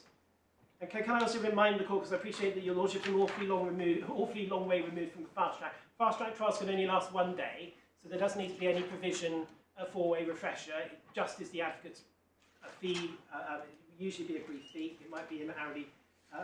It might be calculated differently. And then there is in fact provision then at 4539 on the opposite side of the page for any legal representative who attends behind the advocate. And you get that 4539(2) if in addition to the advocate a party's legal representative attends and the court considers that was necessary, the court may award an extra £345. And then there are some subtleties about split trials and such like, which I don't propose to go into. But that in my respectful submission, will have been the reason why 45.92 subsists in the CPR, because there is one area of the CPR which from the start has provided for what will be allowed for two particular items, advocate trial fee and legal representative attending on advocate, in the event of an assessment. But what, in my respectful submission, you just cannot shoehorn into 74.3 are the completely different regimes for fixed costs which we now have, because and I've already sort of identified some points in that respect. What I would like to do, you appreciate that the last thing your lordships are going to want is any sort of history lesson. But I have suggested that really my learned friends, they treat scale costs as if it's just the analogue of fixed costs that we now have, when in reality, like subjects and sovereigns, they are just plain different things. And I would, if I might, just like to remind you very briefly of how the scale cost would have operated. And we have that in the statutory materials. For those of us using hard copies, tab 11, page beginning, the substantive begins at page 91. And I certainly won't be delving into the detail. But just to the exercises just for the purposes of an exercise in comparing and contrasting, it begins by saying that the cost of proceedings in a county court should be in the discretion of the court. So clearly it only applies to proceedings which have been issued in the county court. If one then looks at the way the scales operated, there are a string of... So what is the point here? The point is to again, I'm just getting over a virus and I'm slightly hoarse. The point is to make good the proposition that assessment of items is completely explicable when one looks at the county court scales, and it just does not translate into what we now have. And then my learned friends are simply making a sort of basic category error in saying that fixed costs are just scale costs with updated terminology. They're not, they're utterly different. So what? Well, so what? So what are we looking at?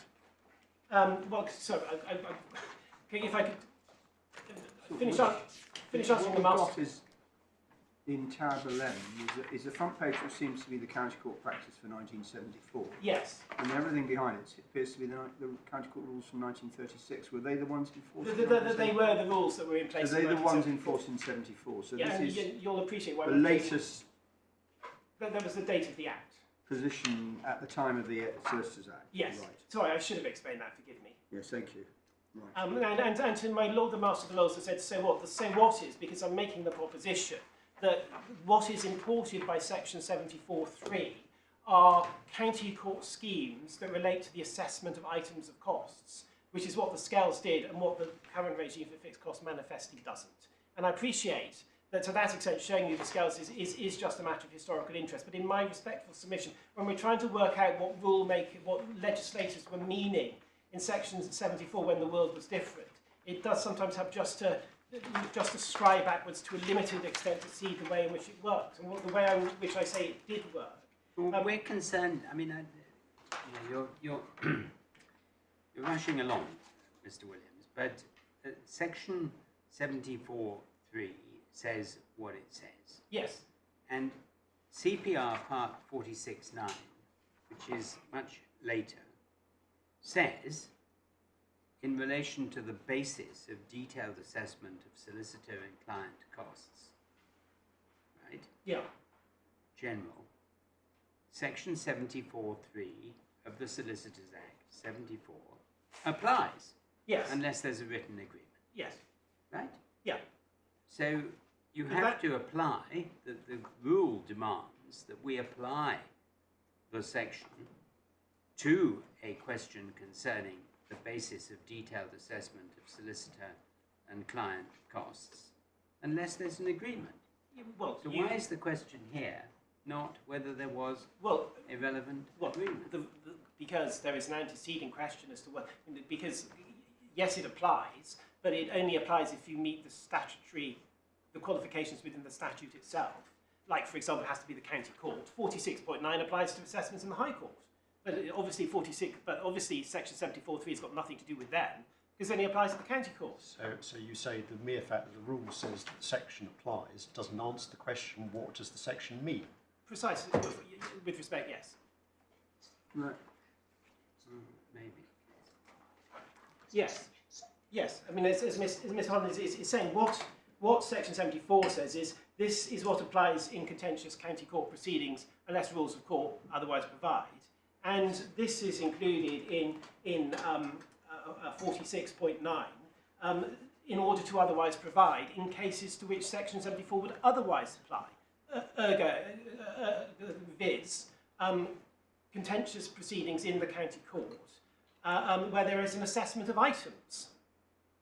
And as the only point I want to make about the scales, there are really 2 points about the scales. The first, the scales, if one looks back at the scales, it is the very thing it's precisely about is the assessment of items. Look at, if I can invite you to look at page 106. And I'm not going to make any points of detail, but it's just a list of tariffs. I mean, in many cases, rules that are enacted later have meanings that were not expected when they were enacted. And this is a rule that's been enacted in connection with the basis of detailed assessment of solicitor and client costs. And reading it on its face, it talks about the assessment of any costs in respect of any item relating to proceedings in the county court, not in relation to proceedings begun in the county court. Yes, but of course the antecedent requirement is that they're contentious business. But that precisely answers the point where once you have issued, so it becomes contentious business, the word relating is sufficiently flexible to encompass pre-proceedings costs. Well, what I don't understand at the moment is why you can't apply a provision that was previously about scale costs to something that is happening later. Well, the answer is that you potentially can, but that begs the very question which needs to be decided, which is what are we confronted by here?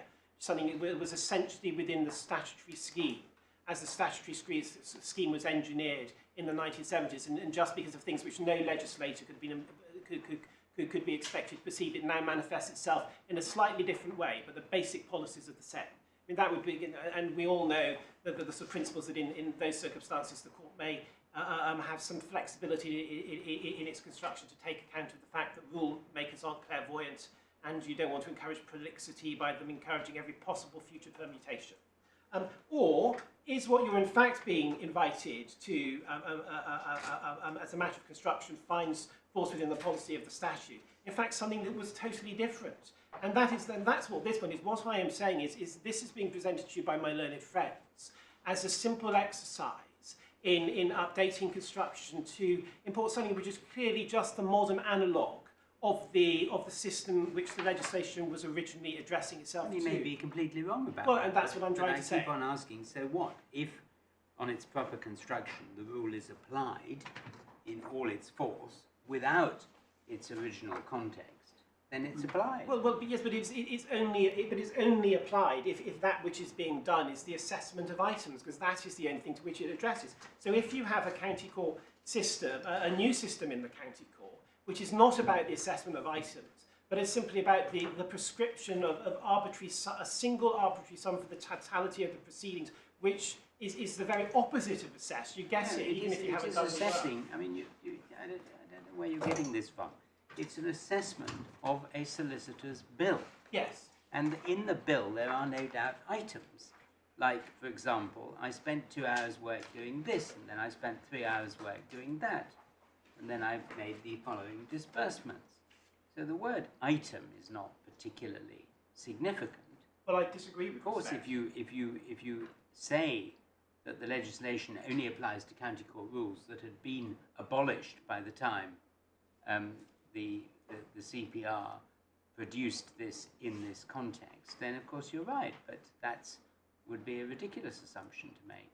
Well, the reason where I think I'm parting company from your lordship is if one goes back to section 74.3, tab 1, page 24. What is that where a bill is assessed between solicitor and client, then save insofar as the rules may otherwise provide, the court shall not, in that assessment, exceed the amount which could have been allowed in respect of that item as between party and party. So that which is being imported is if the rules impose a limit on an item when assessed between party and party, that rule is transposed to the position where that item is assessed between solicitor and client. Now that works perfectly under the county court scales, because what the county court scales actually consisted of was an extremely long list of items. I used to practice in the county court. It does not work with it does not work with the fixed cost It may regimes. not work felicitously, but the rule committee seems to have put it in and transposed it lock, stock and barrel. Well, with respect, that doesn't work chronologically because 46.9, it hasn't been transposed at all. 46.92 is new with the CPR. It's introduced for the first time with the CPR. And when it's introduced, the only significant fixed costs which you then have between the parties are the rules about fast-track trial costs, which I referred to. So that is its provenance. And certainly, I think we look back at at an old edition of Cook on costs for what that's worth, which says in terms that 46.92 was legislated because of the fast-track trial costs. Where is the bill that's actually being assessed? In this case, Yeah. I'm so sorry. That is back to the main bundle. Mm-hmm.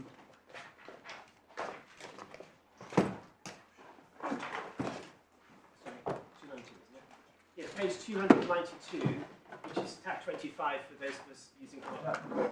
Bundle 2. So, are you bundle 2, my lord? Forgive me, yes. Page number again? Page 292 is the bill.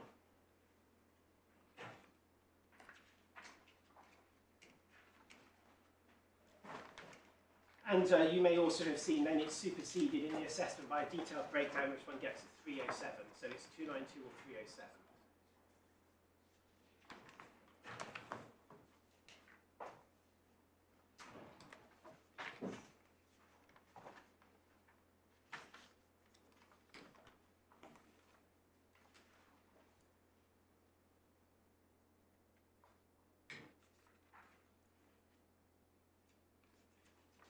So it was the other page you gave us? 307, my lord, which is tab 30 of the second bundle.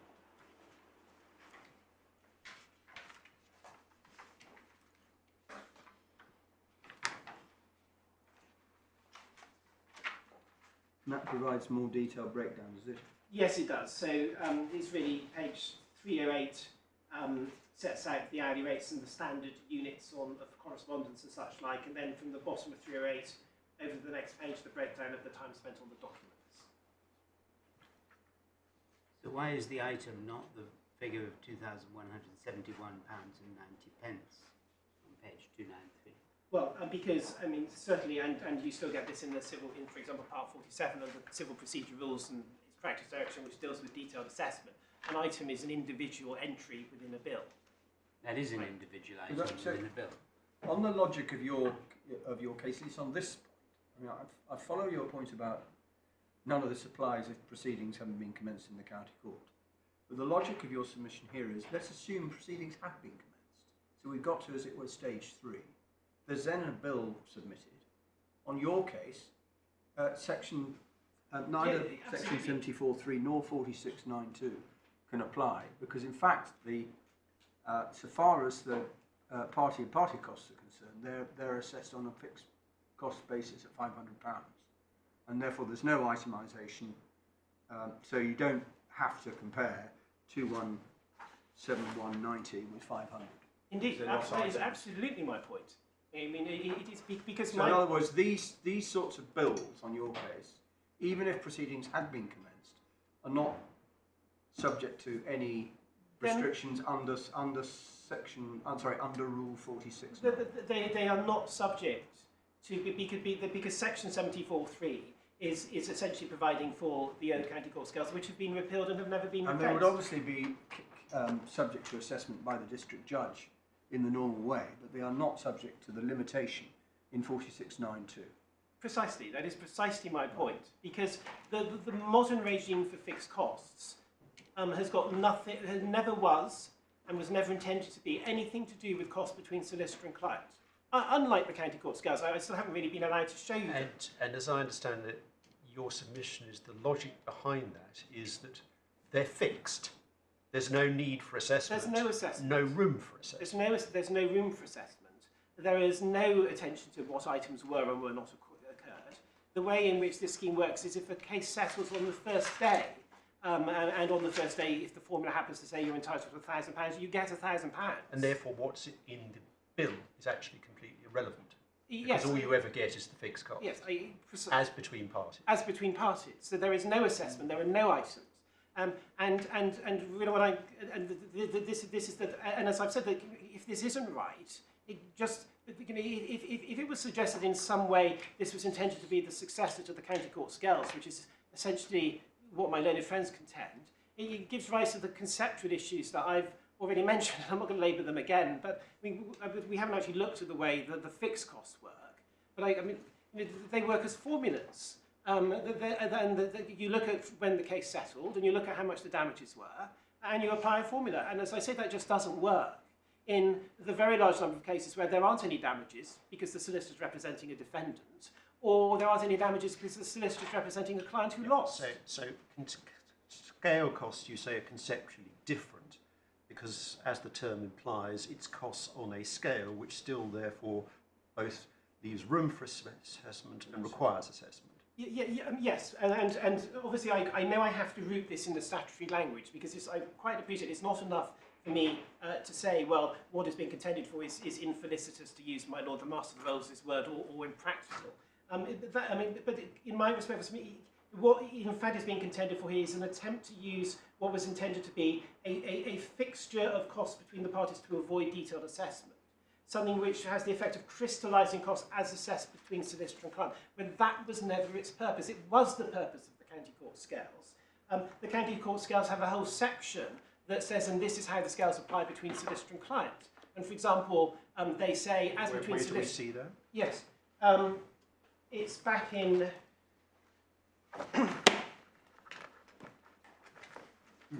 It's back in the statutory materials bundle. It's that extract from the old Green Book, which is at tab 8. And the provision in question, I know, I'm so sorry, that's the wrong page, forgive me. It's tab 11. Page 106 you showed us. Well, yes, the provision in question is Rule 40, which is at page 101, or the 47 Rule 40.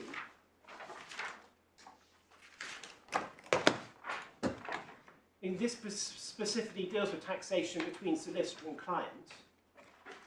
And then one sees, so for example, at Rule 8 at the bottom of the page, the judge by whom any order is made for the taxation of costs as between solicitor and client may, after giving the solicitor an opportunity, determine the scale on which the costs are to be taxed, and exercise any discretion whether it's to scale or any other matter, give any direction or grant any certificate that the judge could have exercised, given or granted in relation to costs as between party and party.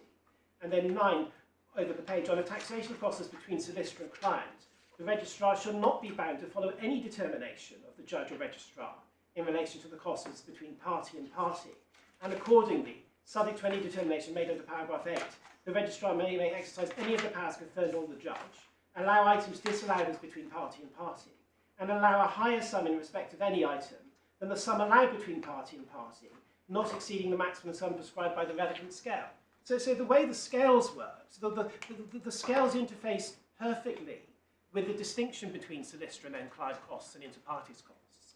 They allowed, for example, the district judge, or as there would have been the registrar, to allow costs on a higher scale than between party and party, to allow higher sums within the scales, because the scales give discretions, they're not arbitrary fixed sums like we now have. He can allow a higher sum for a particular item, and he can allow a sum which has been disallowed as between party and party. He can allow it as between solicitor and client. Now, all of those new, and all of that works going back to the statutory language, because the scales are concerned with not allowing between solicitor and client more than might have been allowed in respect of that item in an assessment as between party and party. I mean, I get all that. Yeah. I get all that. What I don't get is what is the proper meaning of Rule 2, which says that section applies. Well, unless... Sorry. That section applies unless they've entered into an agreement which expressly permits payment to the solicitor of an amount of costs greater than that which the client could have recovered from another party to the proceedings. Full stop. So it applies unless there's been an agreement. Therefore, you have to apply it in some way. You can't just say it doesn't apply because the rule has said it does apply. Well, no, it applies if... To what? Well, it applies in the assessment as between solicitor and client if there is if there is provision in the rules which regulate what could have been allowed in respect of the assessment of that item as between party and where party. does it say that? Well, that's what the statute says.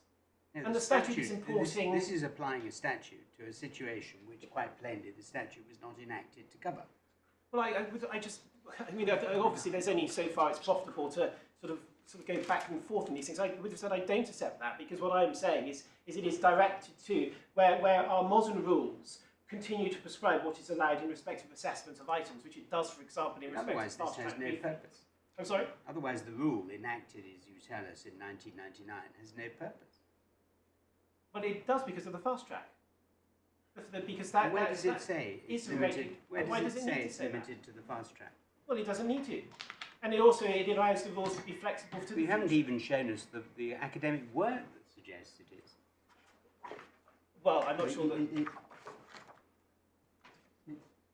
Well, I mean, the point is simply, as I have said, that the statute is making provision which transposes to a solicitor and client assessment anything which exists between party and party, which controls the amount which will be allowed for items on assessment. And the fixed... So if there is anything in the CPR which does that, then unless you contract out the written agreement, it applies. But my point is simply that which is being said to live within our 21st century CPR, which answers that description, does not answer that description, because it is not something which regulates the amount that could be allowed on the assessment of items between the parties. Well, we've got that. But on your case, it doesn't apply to costs in the High Court full stop, because Section 74(3) is only applicable to contentious business done in the county court. Yes, sorry, I don't... The rule, there's nothing in Rule 46(9) that suggests that it's limited to county court costs, is there? Well, I have to say that no one has ever suggested that the rule maker has brought High Court proceedings into 74(3). So you rely on the point that it can't apply to the High Court. Yes, indeed. That's why I might be slightly. So this doesn't apply to High Court assessments at all. No. It applies. So it should never have been applied in this case at all, because the assessment was in the High Court, wasn't it? Well, that of course sort of just takes us back to whether or not the work that was done under the protocol was contentious business in the county court, because we say it obviously wasn't. Where you issue the application for the assessment, I don't suggest that is determinative, though it might be thought, at least in jury terms, rather significant. So what you're saying is the assessment proceedings were brought in the High Court because they had to be, because under the rules there's nowhere else you could have brought them. Indeed. But the assessment proceedings are distinct from the dispute between the parties, because the assessment proceedings are between solicitor and client, not between the parties. Indeed. Indeed. So by virtue of the rules you showed us earlier, they have to be in the High Court, even though the underlying claim, if it had got to issue, would have been in the County Court. Precisely. Precisely. But if the underlying claim was the one which had to be issued in the High Court, then on your case 46(9) doesn't apply at all. Indeed, yes, and I have to, I mean, there's lots of obviously settled understandings of the profession have often been incorrect. One thinks that for 20 years people got compensated for floral plaques until the Supreme Court told us that was wrong, but no one has ever suggested the effect of 46.92 is somehow to extend Section 74 outside the express parameters of Section 74. There would doubtless be a vires issue about that, wouldn't there? Because what is the vires of a rule made under the Civil Procedure Act, which regulates civil procedure in proceedings between parties, in radically altering the way in which the Solicitors Act says that matters are to be assessed between solicitor and client, which contains a provision which is limited to contentious business in the High Court, and is further limited to circumstances in which the County Court has limits on what is allowed between parties on the assessment of items. Well, I think you're not giving adequate weight to the place in which this rule applies. This rule appears. It appears under the heading costs relating to legal representatives. The preceding order it's all in the provision about special cases, costs, special cases, and the first section is about costs payable by or to particular persons, which has got all sorts of provisions about non-parties and trustees and personal representatives, children, protected parties. It applies across the White Book, and litigants in person, and where there's been a group litigation order. And the second section is about costs relating to legal representatives. And there's a section about personal liability of legal representatives for costs. Doesn't apply here. Then the basis of detailed assessment of solicitor and client costs. And then there's an assessment procedure set out in that same section. And then it moves on to costs on allocation and reallocation, which is about the tracks, which you say this is all about, but it doesn't say it is all about fast-track costs. It doesn't need to, does it? No, you've made that point, Mr. Williams. We've got your submissions on that. What I'm putting to you is that there is no limitation in the rule that makes one alert to the submission you're making. I'm not saying the submission's not open to you. I'm just saying it's a rather strange place to put the rule if it's of such limited or almost non-existent application in 1999. Well, first of all, it would be wrong to suppose it's of non-existent application beyond fast-track fees. Because firstly, when the CPR were introduced, it was anticipated that there would be a dynamic process of amendments, and it was always possible, for example, that scale costs would be reintroduced. But what in fact has been introduced is not scale costs, but something which is totally different. But more to the point, where I'm with respect parting company from your lordship, is the rule applies to all detailed assessments. We had that from 1. From 2, Section 74 applies, and the Section 74 also applies, yes. But then what that does, it directs you to look at Section 74 to see what Section 74 applies to. And what Section 74 applies to is contentious business in the County Court, where there is some control of what is allowed on assessment of items between the parties. Yeah, except as provided for in rules of court, and this is the rule of court. And this is the rule of court. Yes, so you read the two together. Yes, great. So, I mean, I appreciate that it's taken, I'm sure, an amount of time that none of us expected. But, I mean, the point's as simple as that, and it's good or it's bad.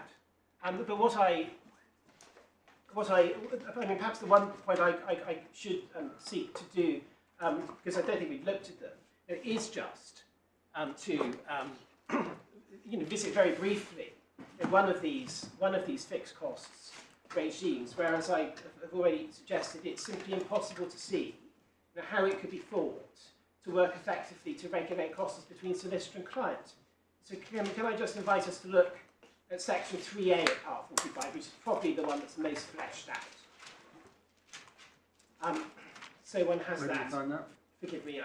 It's at page 1556 of the White's book. Which part is it? Which rule or part? Part 45, section 3A.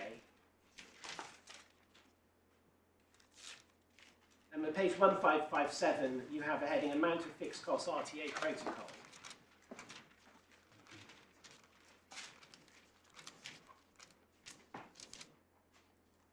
And what you then have is you have a table which provides for the fixed costs in certain circumstances. And in each case, you get a simple lump sum which is derived from a formula. I'm obviously not going to go through all of them.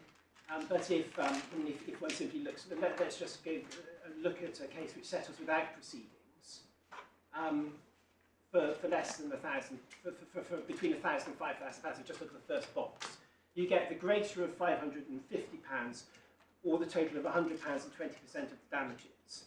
And then there are a series of other provisions as the case proceeds through allocation, through listing and through trial. But whatever comes out of the end of the application of this formula, you don't have an assessment, you don't have anything referable to items, you simply get a single lump sum in respect of the solicitor's profit costs. And the whole way in which it is constructed, as I've said already, makes it completely inapt for determining costs between solicitor and client. Because, as I say, it depends on things which are only assured between the parties, like the recovery of damages. But is it open to a solicitor who's dealing with a fixed cost regime to claim from their client more than the fixed cost regime allows them? Well, and of course, I mean, that's the very point that we're here to debate. But it would be startling if it didn't, in circumstances It's where startling if it didn't what? It would be startling if it didn't allow that, in circumstances where there has always been a settled distinction between costs between solicitor and clients and costs between the parties, and where, for example, the fixed costs between the parties. And this is particularly significant in small cases such as this, they will be determined, not referenced really to the amount of work reasonably incurred. Because as your Lordship put to me earlier, I mean, it would be a nonsense to suggest you could link these very small sums to the amount of work that needs to be done on a conventional basis. They're actually principally constructed with reference to what is proportionate. Now, between solicitor and client, proportionality doesn't apply. That's only ever an inter-partes concept. Well, it's a very controversial submission, that proportionality doesn't apply between solicitor and client. That is the whole point of the regulations the Law Society have put in place for years, and the assessment of costs. No, what this case, I mean, as between this isn't meant to be a criticism of your submissions at all, but I mean, this case does demonstrate, doesn't it, that if you're right that none of these provisions actually apply in the present case. So it all depends upon an assessment by the district judge. And there's nothing that, as it were, limits the district judge beyond general principles. The stark consequence of that is that and I quite appreciate that there is a difference between party and party costs and solicitor and client costs in a normal piece of larger litigation, but you would certainly hope to recover from the other side a greater proportion of your costs than 1/5 of what you were liable to pay the solicitors. And yet on the respondent's case here, leaving aside your, as it were, agreeing to lower your costs to a much lower level, but just looking at the principle, 2,500 worth of costs would have been recoverable as against £500 fixed costs. Well, yes. So the solicitor and client costs are five times what the fixed costs are, and if you're right that 46(9) and section 74(3) don't apply, there's no limitation on that by reference to what the client has or has not agreed. No, I mean that's fair. But in exactly the same way as there is, on this hypothesis, there is no limitation whatsoever if the client has lost. And this is going to be absolutely significant when the government brings forward its legislation to apply fixed costs to many, if not most, cases. Well, I suspect it was a surprise to many when the government legislated only for success fees to be capped as to what could be deducted from damages rather than costs altogether. And I'm not. I mean, as I said earlier, Mr. Williams, I think we can all see how significant this point is. If you're right, and obviously you've put forward, I may say so, a very strong argument for saying why you should be right, the ramifications are very great. Mm. Well, they are theoretically great. And all I can say is that what is happening. Well, are they theoretically? I'm sorry to pick you up on that, but are they theoretically great? Because in practice, solicitors like your clients actually don't charge their client anything like what they would otherwise be entitled to. Well, because they voluntarily say, I'll only try to claim from you £500. Well, I'm not sure that I'm sure I wouldn't accept that it's really voluntary. And it's a bit like, it's in the same way, it's voluntary in the way the protocols are voluntary. If you try to do that as a solicitor, the barriers to doing so are an awful lot more than Section 74(3). And I'll come on to. Well, I take the point would be in competitive terms, it might. Well, no, I didn't just mean competitive. Then why do you terms, sign up your clients to an agreement of this kind? Well, in the first place, it's perfectly obvious in this case, as in 99.9% of cases under £5,000, that you cannot, of which there are hundreds of thousands, that you cannot possibly charge the client ordinary fees at an hourly rate. Well, I mean, it certainly is the case. I mean, you do remember that this is a case that goes back to 2016. It certainly is the case that as this market where the inter-parties recovery has been progressively reduced, there does seem to be a generalised move to a business model where there is what I called earlier the overall cap. And what in essence these solicitors did is they didn't have their contractual ducks in a row that the overall cap was preordained. Are you telling me this is an unheard of agreement now? I don't think that I don't think that it would be. I don't think I can say that it's unheard of. But I mean, certainly even as at the time of the Herbert case. And I thought this was a test case on the basis that this was hundreds of cases just like this. Yes. Well, it may be that my learned friends for the defendant, which is, I'm so sorry, for the claimant, which is essentially supported by a sort of specialist claims management type solicitor that sees a far broader range of cases than I do. This is, I mean, it's Mr Justice Lavender that described this as a test case. So I don't think it's a test case in the sense there's any sort of agreement between the parties. There's a lot of money being spent on a claim about £350 if it's not a test case. Well, Mr. I mean, it's a test case. I mean, go on.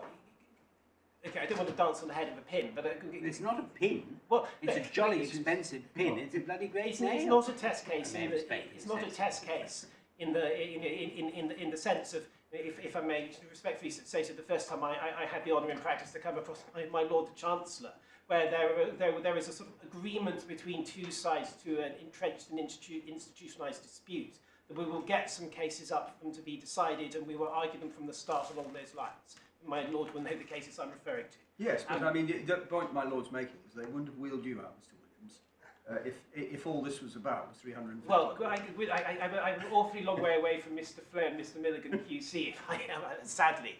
But, yes, point taken, Mr Williams. Well, I mean, it would be helpful to know from somebody at some stage whether what we're being asked to decide is something that is going to have a considerable impact on other cases in the market, or whether, for example, which I think is what you're trying to say, times have moved on and people now do something differently from what they did 5 years ago or 6 years ago. Yes, it would be helpful to know. Yes. Don't you have to answer it now?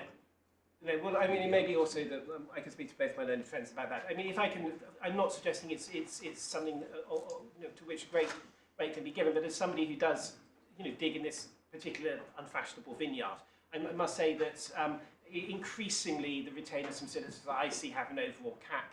And I would say to those of us active in this market actually draft these retainers for solicitors, I would think that to a man and woman, our advice would always be in these small cases, you should have an overall cap. But I can't say that has become ubiquitous in the market. I can certainly say it has become extremely common. Right. Mm-hmm. But the key point that emerges from the discussion, I think, is that you're making, is that fixed costs are fixed as between the parties. There has never been any legislative intent at any stage by anybody that they should be also fixed as between client and solicitor, even though if you really want to keep legal costs down, that would be the obvious way to go. Indeed, and the consequence might be to drive a lot of solicitors out of practice, and that may be why it hasn't been done. I mean, that certainly might be right, and if anybody has looked at the personal injury solicitor marketplace in recent years, there have been a huge number of solicitors that have left practice, so I can't know. But I mean, let me just question what my lord has just said. It's simply not the case in this case, because the solicitor genuinely limited his costs to what was proportionate and based upon the fixed costs. Yeah. So that's exactly what has been happening in the market in real life since at least 2015. Yes. And that's because it is disproportionate. And Section 74(3) is a case about proportionality. Is a section that focuses on proportionality. It does. Absolutely not. And where I had to come back to this when your lordship puts to me, the proportionality is fundamental between solicitor and client. With the greatest respect, that is emphatically wrong. Well, it sets a limit in a particular kind of case. We can argue about which particular kind of case. It sets a limit on what the solicitor can recover from his client, and that is by reference to the party and party costs payable as between claimant and defendant. Therefore, it is about proportionality of the recovery. Unless you enter into an agreement. Unless you enter into an agreement to the contract. I mean, it's a curiosity then that if this requirement for proportionality is so fundamental, it's so, as we would have it at least, it's simple to escape it. But no, simple to escape it is the whole point about which we're going to come on at some point in this case, is what I think everybody in the room, until we sat down this afternoon, thought we were going to be arguing about, whether you can escape it. But the point is, it is a proportionality provision, and we've only been debating it, if I may say so, at great length, the question of what it applies to. Well, I think in fairness, the length is partly because of the extremely, obviously it's not a criticism, there's been a lively colloquy between bar and bench. But that's partly because this is a point which you chose not to run before the judge. And if you'd run this point before the judge, then it would have been dealt with in the judgment, and no doubt it would have been dealt with more fully in the written argument than it has been. And you're putting it forward as absolutely open and shut, Mr. Williams. You're putting this forward as this is the end of the case. You have no choice. If you go any other way, you are unorthodox. Everything is ridiculous. World's going to and collapse. It's a test case that has been brought to this court on a completely other basis. And now this is what it appears to be all about. I have to say, I don't think I quite put it like that, but I appreciate your lordship is doing whatever. I can't think of the name of the rhetorical device, but well, I'm using a rhetorical device because, frankly, I'm surprised by the way this point is argued. It's being put very firmly as it's absolutely impossible that what everybody had assumed the case to be about before the judge is what it was really about, and this is a game, set and match. Well, I don't want to take up the time that is already, as your lordship's pointed out to me, being eaten away by sort of, trying to defend myself against that suggestion. There was a contest between the parties as to whether this point could be admitted. It was resolved by Lord Justice Mells. Since Lord Justice Mells resolved it, the first point we address in our skeleton argument, because it's logically the first point, is this point. So I'm sorry if perhaps in the manner of your lordship's great predecessor, I should have put a red hand in the margin or something of that sort next to it. But I can't accept the criticism that this is not a point that has clearly been flagged. Of course I accept it wasn't taken below. And of course my client accepts that there may be cost consequences to that in due course. And we conceded that to Lord Justice Mells. Right. Just before, so far as this point about proportionality... Can you just direct me to where you deal with the point in your skeleton, please? Yes. Just lost it. Yeah.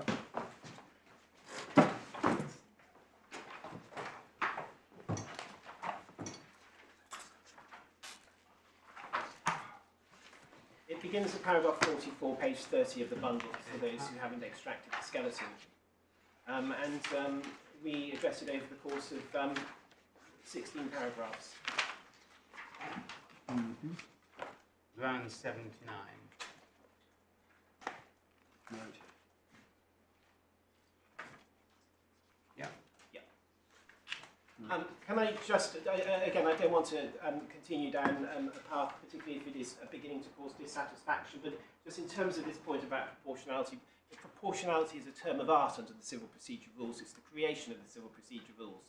It didn't exist as a concept in the assessment of cost before 1999. The Civil Procedure Rules confines proportionality to standard basis assessment. An assessment has been, and that is the whole point about the prize of indemnity-based assessment. Yep. It frees you from the shackles of proportionality. And solicitor and client costs are and always have been assessed on the indemnity basis. So there has always been this distinction. And again, what I suggest is the fact that in these fixed cost regimes, unlike the scales which preceded them, there is no discretion for a judge as between solicitor and client to take a more generous approach than as between the parties. I mean, far from that being a point which is against me, I would respectfully suggest it is another signal that there is an attempt to shoehorn these new fixed cost regimes into a place they simply don't belong. Because if they had been intended to regulate costs between the parties, you would see just the sort of provisions that we saw a few moments ago in the old scales. Because, for example, there's a classic example, Mr Justice Hughes gives lots of them in one of the cases, where costs between the parties and costs between a solicitor and their own client are different, is very often a solicitor will have to incur costs because the client instructs them to. The client may instruct them to go to a more senior barrister. The client may instruct them to get a second medical opinion. The client may instruct them to send much more regular updates than the solicitor thought was proportionate. That's precisely what happened in this case. It's never been challenged. It's stated in the bill itself that the solicitor specifically warned Ms Belsner that she was causing them to incur costs which would eat into her damages because of her instructions. So you have that in the appeal bundle. Yeah. In the detailed breakdown at page 307. That's of the second volume, tab 30.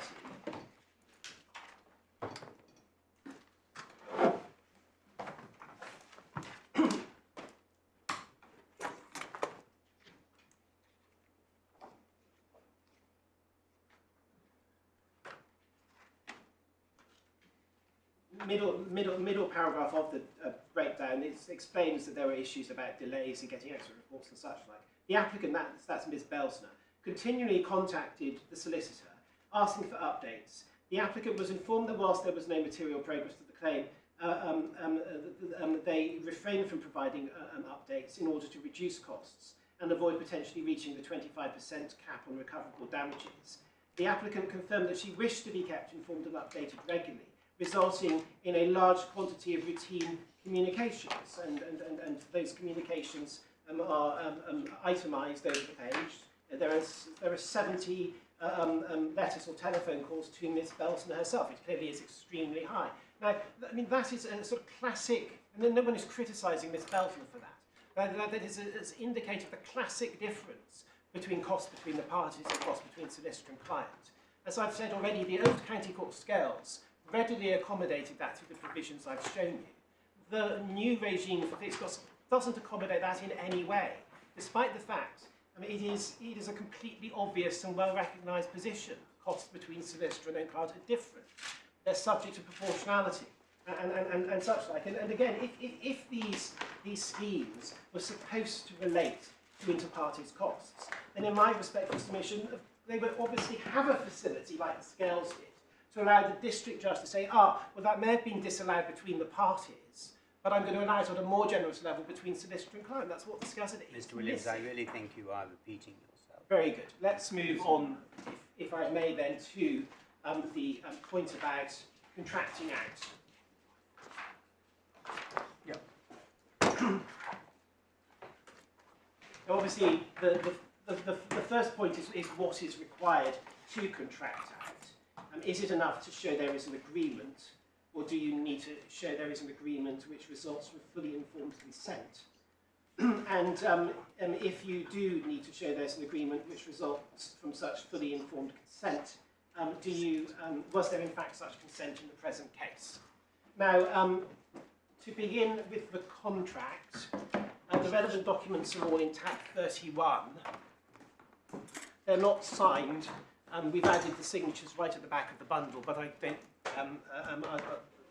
There's never been any dispute that the client subscribed to these terms. But if the court at any point wants to see her subscription to the terms, the signed versions begin at page 446 of the second bundle. If they haven't been added to your Lordship's bundles, obviously we'll make sure that is remedied. But the unexecuted documents appear in tab 31. If I can just remind you of the timeline, the accident occurs on the 5th of February of 2016. The solicitors, the disclosure shows, were notified the claimant required assistance by her brokers, her insurance brokers. There's a false start where she doesn't initially respond to contact and the file is closed. But contact is finally made on the 7th of March, and the court has that at page 330.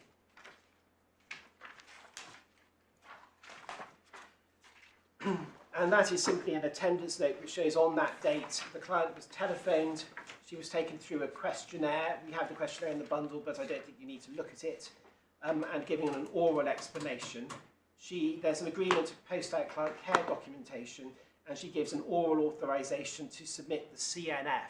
That's, in the jargon of these cases, that's the claim notification form that is sent through the internet portal, which is run by the insurance industry under the auspices of the Portco or Portalco, or whatever it's called. Now, the client care documentation which is then sent is voluminous, and I think my learned friend Mr Holland may have some observations to offer on the increasing burdens which cases like this risk putting on the profession. I'll leave those points to him. The contractual documentation consists of a client care letter, a client care agreement and case plan, a conditional fee agreement and some standard terms of business. There are also some non-contractual documents as well, like a questionnaire and a sort of layperson's guide to personal injury claims, with which I don't think we need to concern ourselves. If one only looks at the contractual documents, they consist of about 27 pages. Now, the one that I'm going to start with, because I suggest it's the one that would be most comprehensible to a client, because it's a letter rather than a sort of top-and-tailed legalistic contract, is the client care letter, which the court has at page 364. I appreciate these are documents which the court's likely looked at during its pre-reading, so I'll try to... You can take it pretty slowly, pretty quickly, because these documents are all summarised in meticulous They detail are by the judge. Yes. Yes, 364. 364, so 7th of March, everything's the 7th of March, so it's sent out the same day as the call. It refers to they're going to work under a CFA, we get that in the first paragraph. In the second paragraph, there's a reference to calculation of charges, and it said that my practice rules require me to explain essentially things.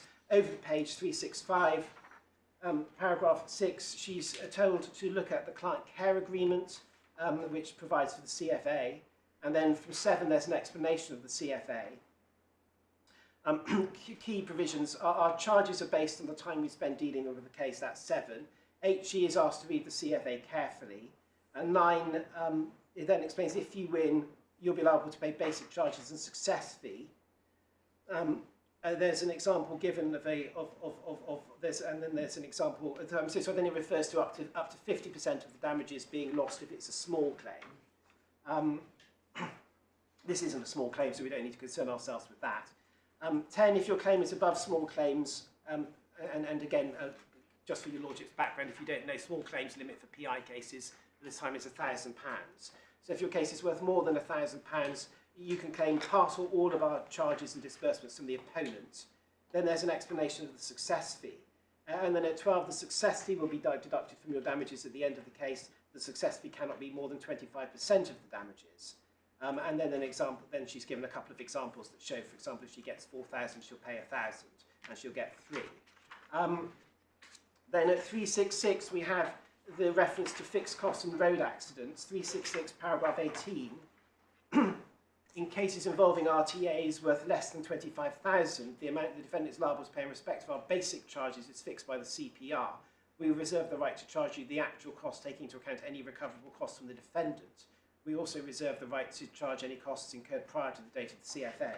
So in 19, we have an explicit provision saying we're entitled to charge you actual costs, merely taking into account the recoverable costs. Then at the bottom of the page, we get the cost estimate on which the judge founded his sort of worst case scenario points, which with respect to him he makes very vividly. And so that's 23 and 24.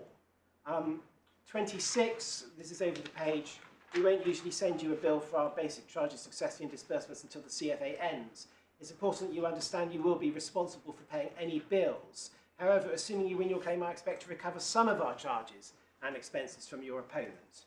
And then simply because it ties into, I think, some points Mr Holland's going to make, I simply then invite attention that at the foot of 368 going to the top of 369, there is a reference to a complaints policy which wasn't in fact here invoked. So that's the client care letter, which we say makes it clear that there is no limit in the client's liability to the inter-parties recovery. And so far as the CFA is concerned, it is the CFA perhaps that partly reflects the greatness that has been thrust upon the case that the court has referred to, because it's in the standard law society model. So this is an agreement in a form that it is an exaggeration to say is literally used in millions of cases, certainly hundreds of thousands of cases a year. It's a standard form document. In fact, before I come to it, I should just quickly show you the preceding document, which is the case plan. That's a 331. That we can take that extremely short. What that really just does is it lists the hourly rates. The fee earner who actually conducted the case is there at £121 an hour. The district judge reduced that by £1. It indicates over the page that there's a CFA. It gives another cost estimate, which is broadly in line with the one we saw in the client care letter. It goes a little bit higher, potentially up to 3,000. That's in the second box. And then at the bottom, she is asked to sign to confirm that she's read and understood everything, and which in due course she does sign. I'm not suggesting for a moment that there's any expectation from that, that that's anything other than a sort of standard form. So then the Law Society Model CFA, which is at page 334,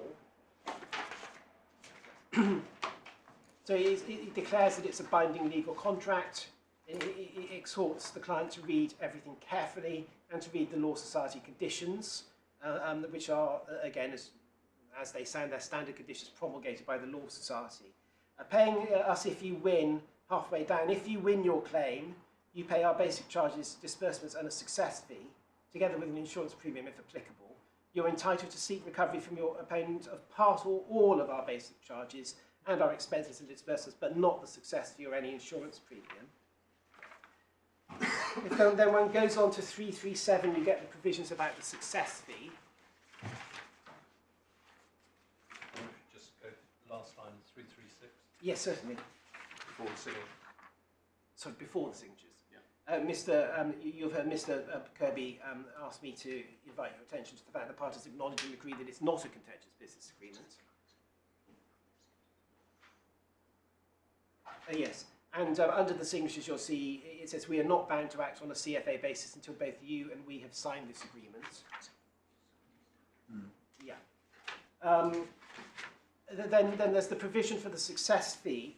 I think towards the beginning of the case, my Lord the Master of the Rolls suggested that it was reduced to 15% as a sort of discretionary exercise. I think it's probably more accurate to say it was reduced because of the decision of this court in the Herbert case, rather than that being discretionary. Obviously, your Lordship is quite right about the overall 25%, but I think that's the provenance of the specific reduction to the success fee, because it was 15% that was allowed in Herbert.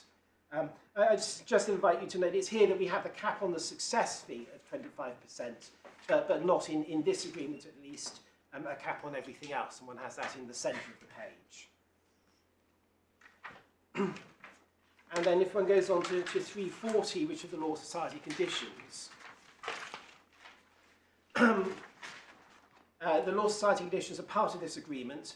Again, there's an exhortation to read them carefully and ask us anything about them you find unclear. As Mr Holland, I think, says in his skeleton, these were subject to approbation by the Court of Appeal in a previous case for their clarity in plain English. But I'll leave Mr Hollins to Mr Hollins was the case, Mr Holland is the advocate. I'll leave that to him. I did just want to note our responsibilities, because I say these also go in some measure to answering the concerns expressed by the learned judge, and also to some extent by your lordships today. Our responsibilities: we must always act in your best interests. We must explain to you the risks and benefits of taking legal action, which clearly, in my respectful submission, includes a cost-benefit analysis. And we must give you the best information possible about the likely costs of your claim for damages. Now, obviously, what I would say is the answer to a number of the judge's sort of worst-case scenario concerns is if there had been an attempt by the solicitors to cause those scenarios to eventuate by actually charging in such a way as to consume a large proportion of the client's damages, and that would have been in breach of those express contractual obligations, and there would have been ample remedies for that. Dealing with costs as you win at the bottom of the page. If that's the solicitor's intention, why don't the agreements say so? Well, the agreement says... If it is the solicitor's view that they will never take fees which subsume the entirety of the damages, then surely it needs to be said. Well, clearly, if it had been, I can't say that if it had been said we wouldn't be here today, because those who sit behind my learned friend are challenging CFAs which do limit everything to 25% in just the way that they're challenging this CFA.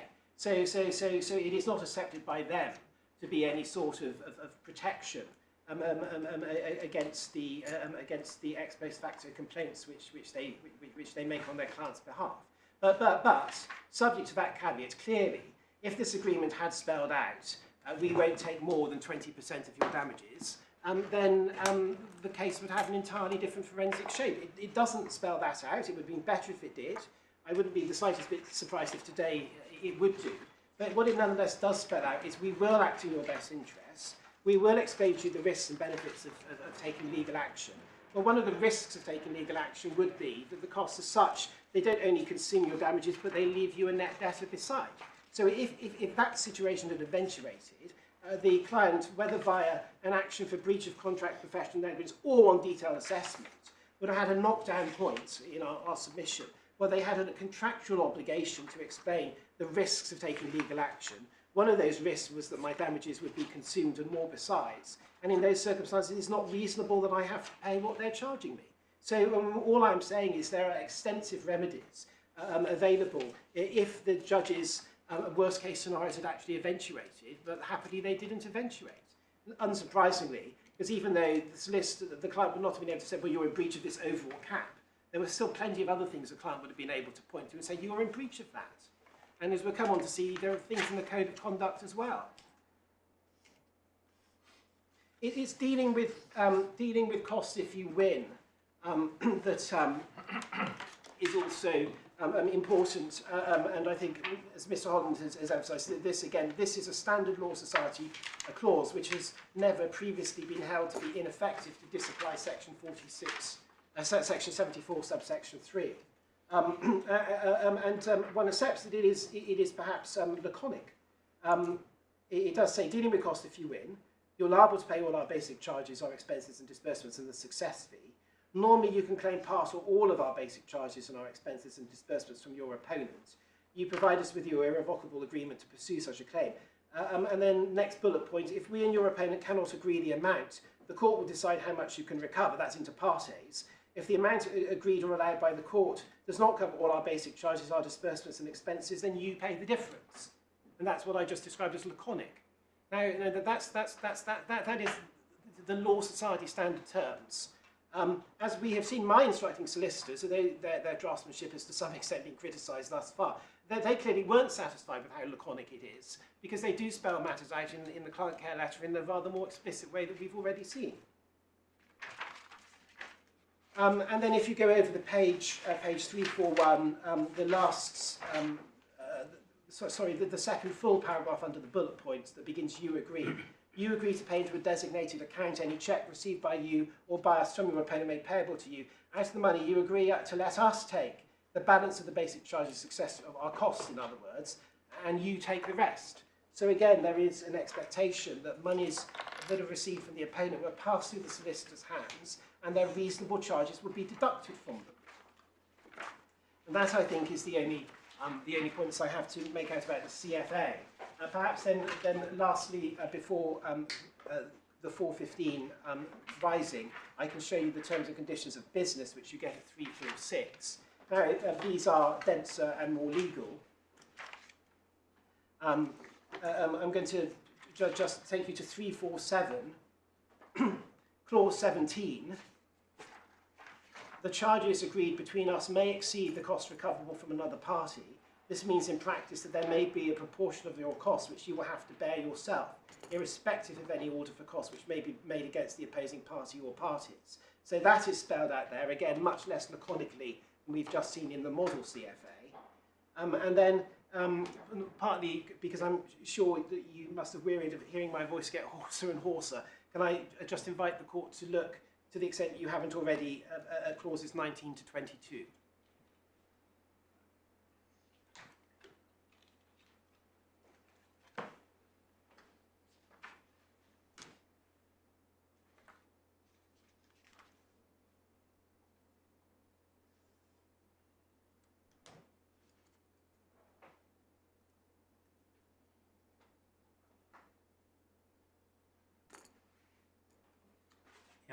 So those clauses, in my respectful submission, again make it abundantly clear that the client is liable for a shortfall in recovery. It's not limited to the inter-parties recovery.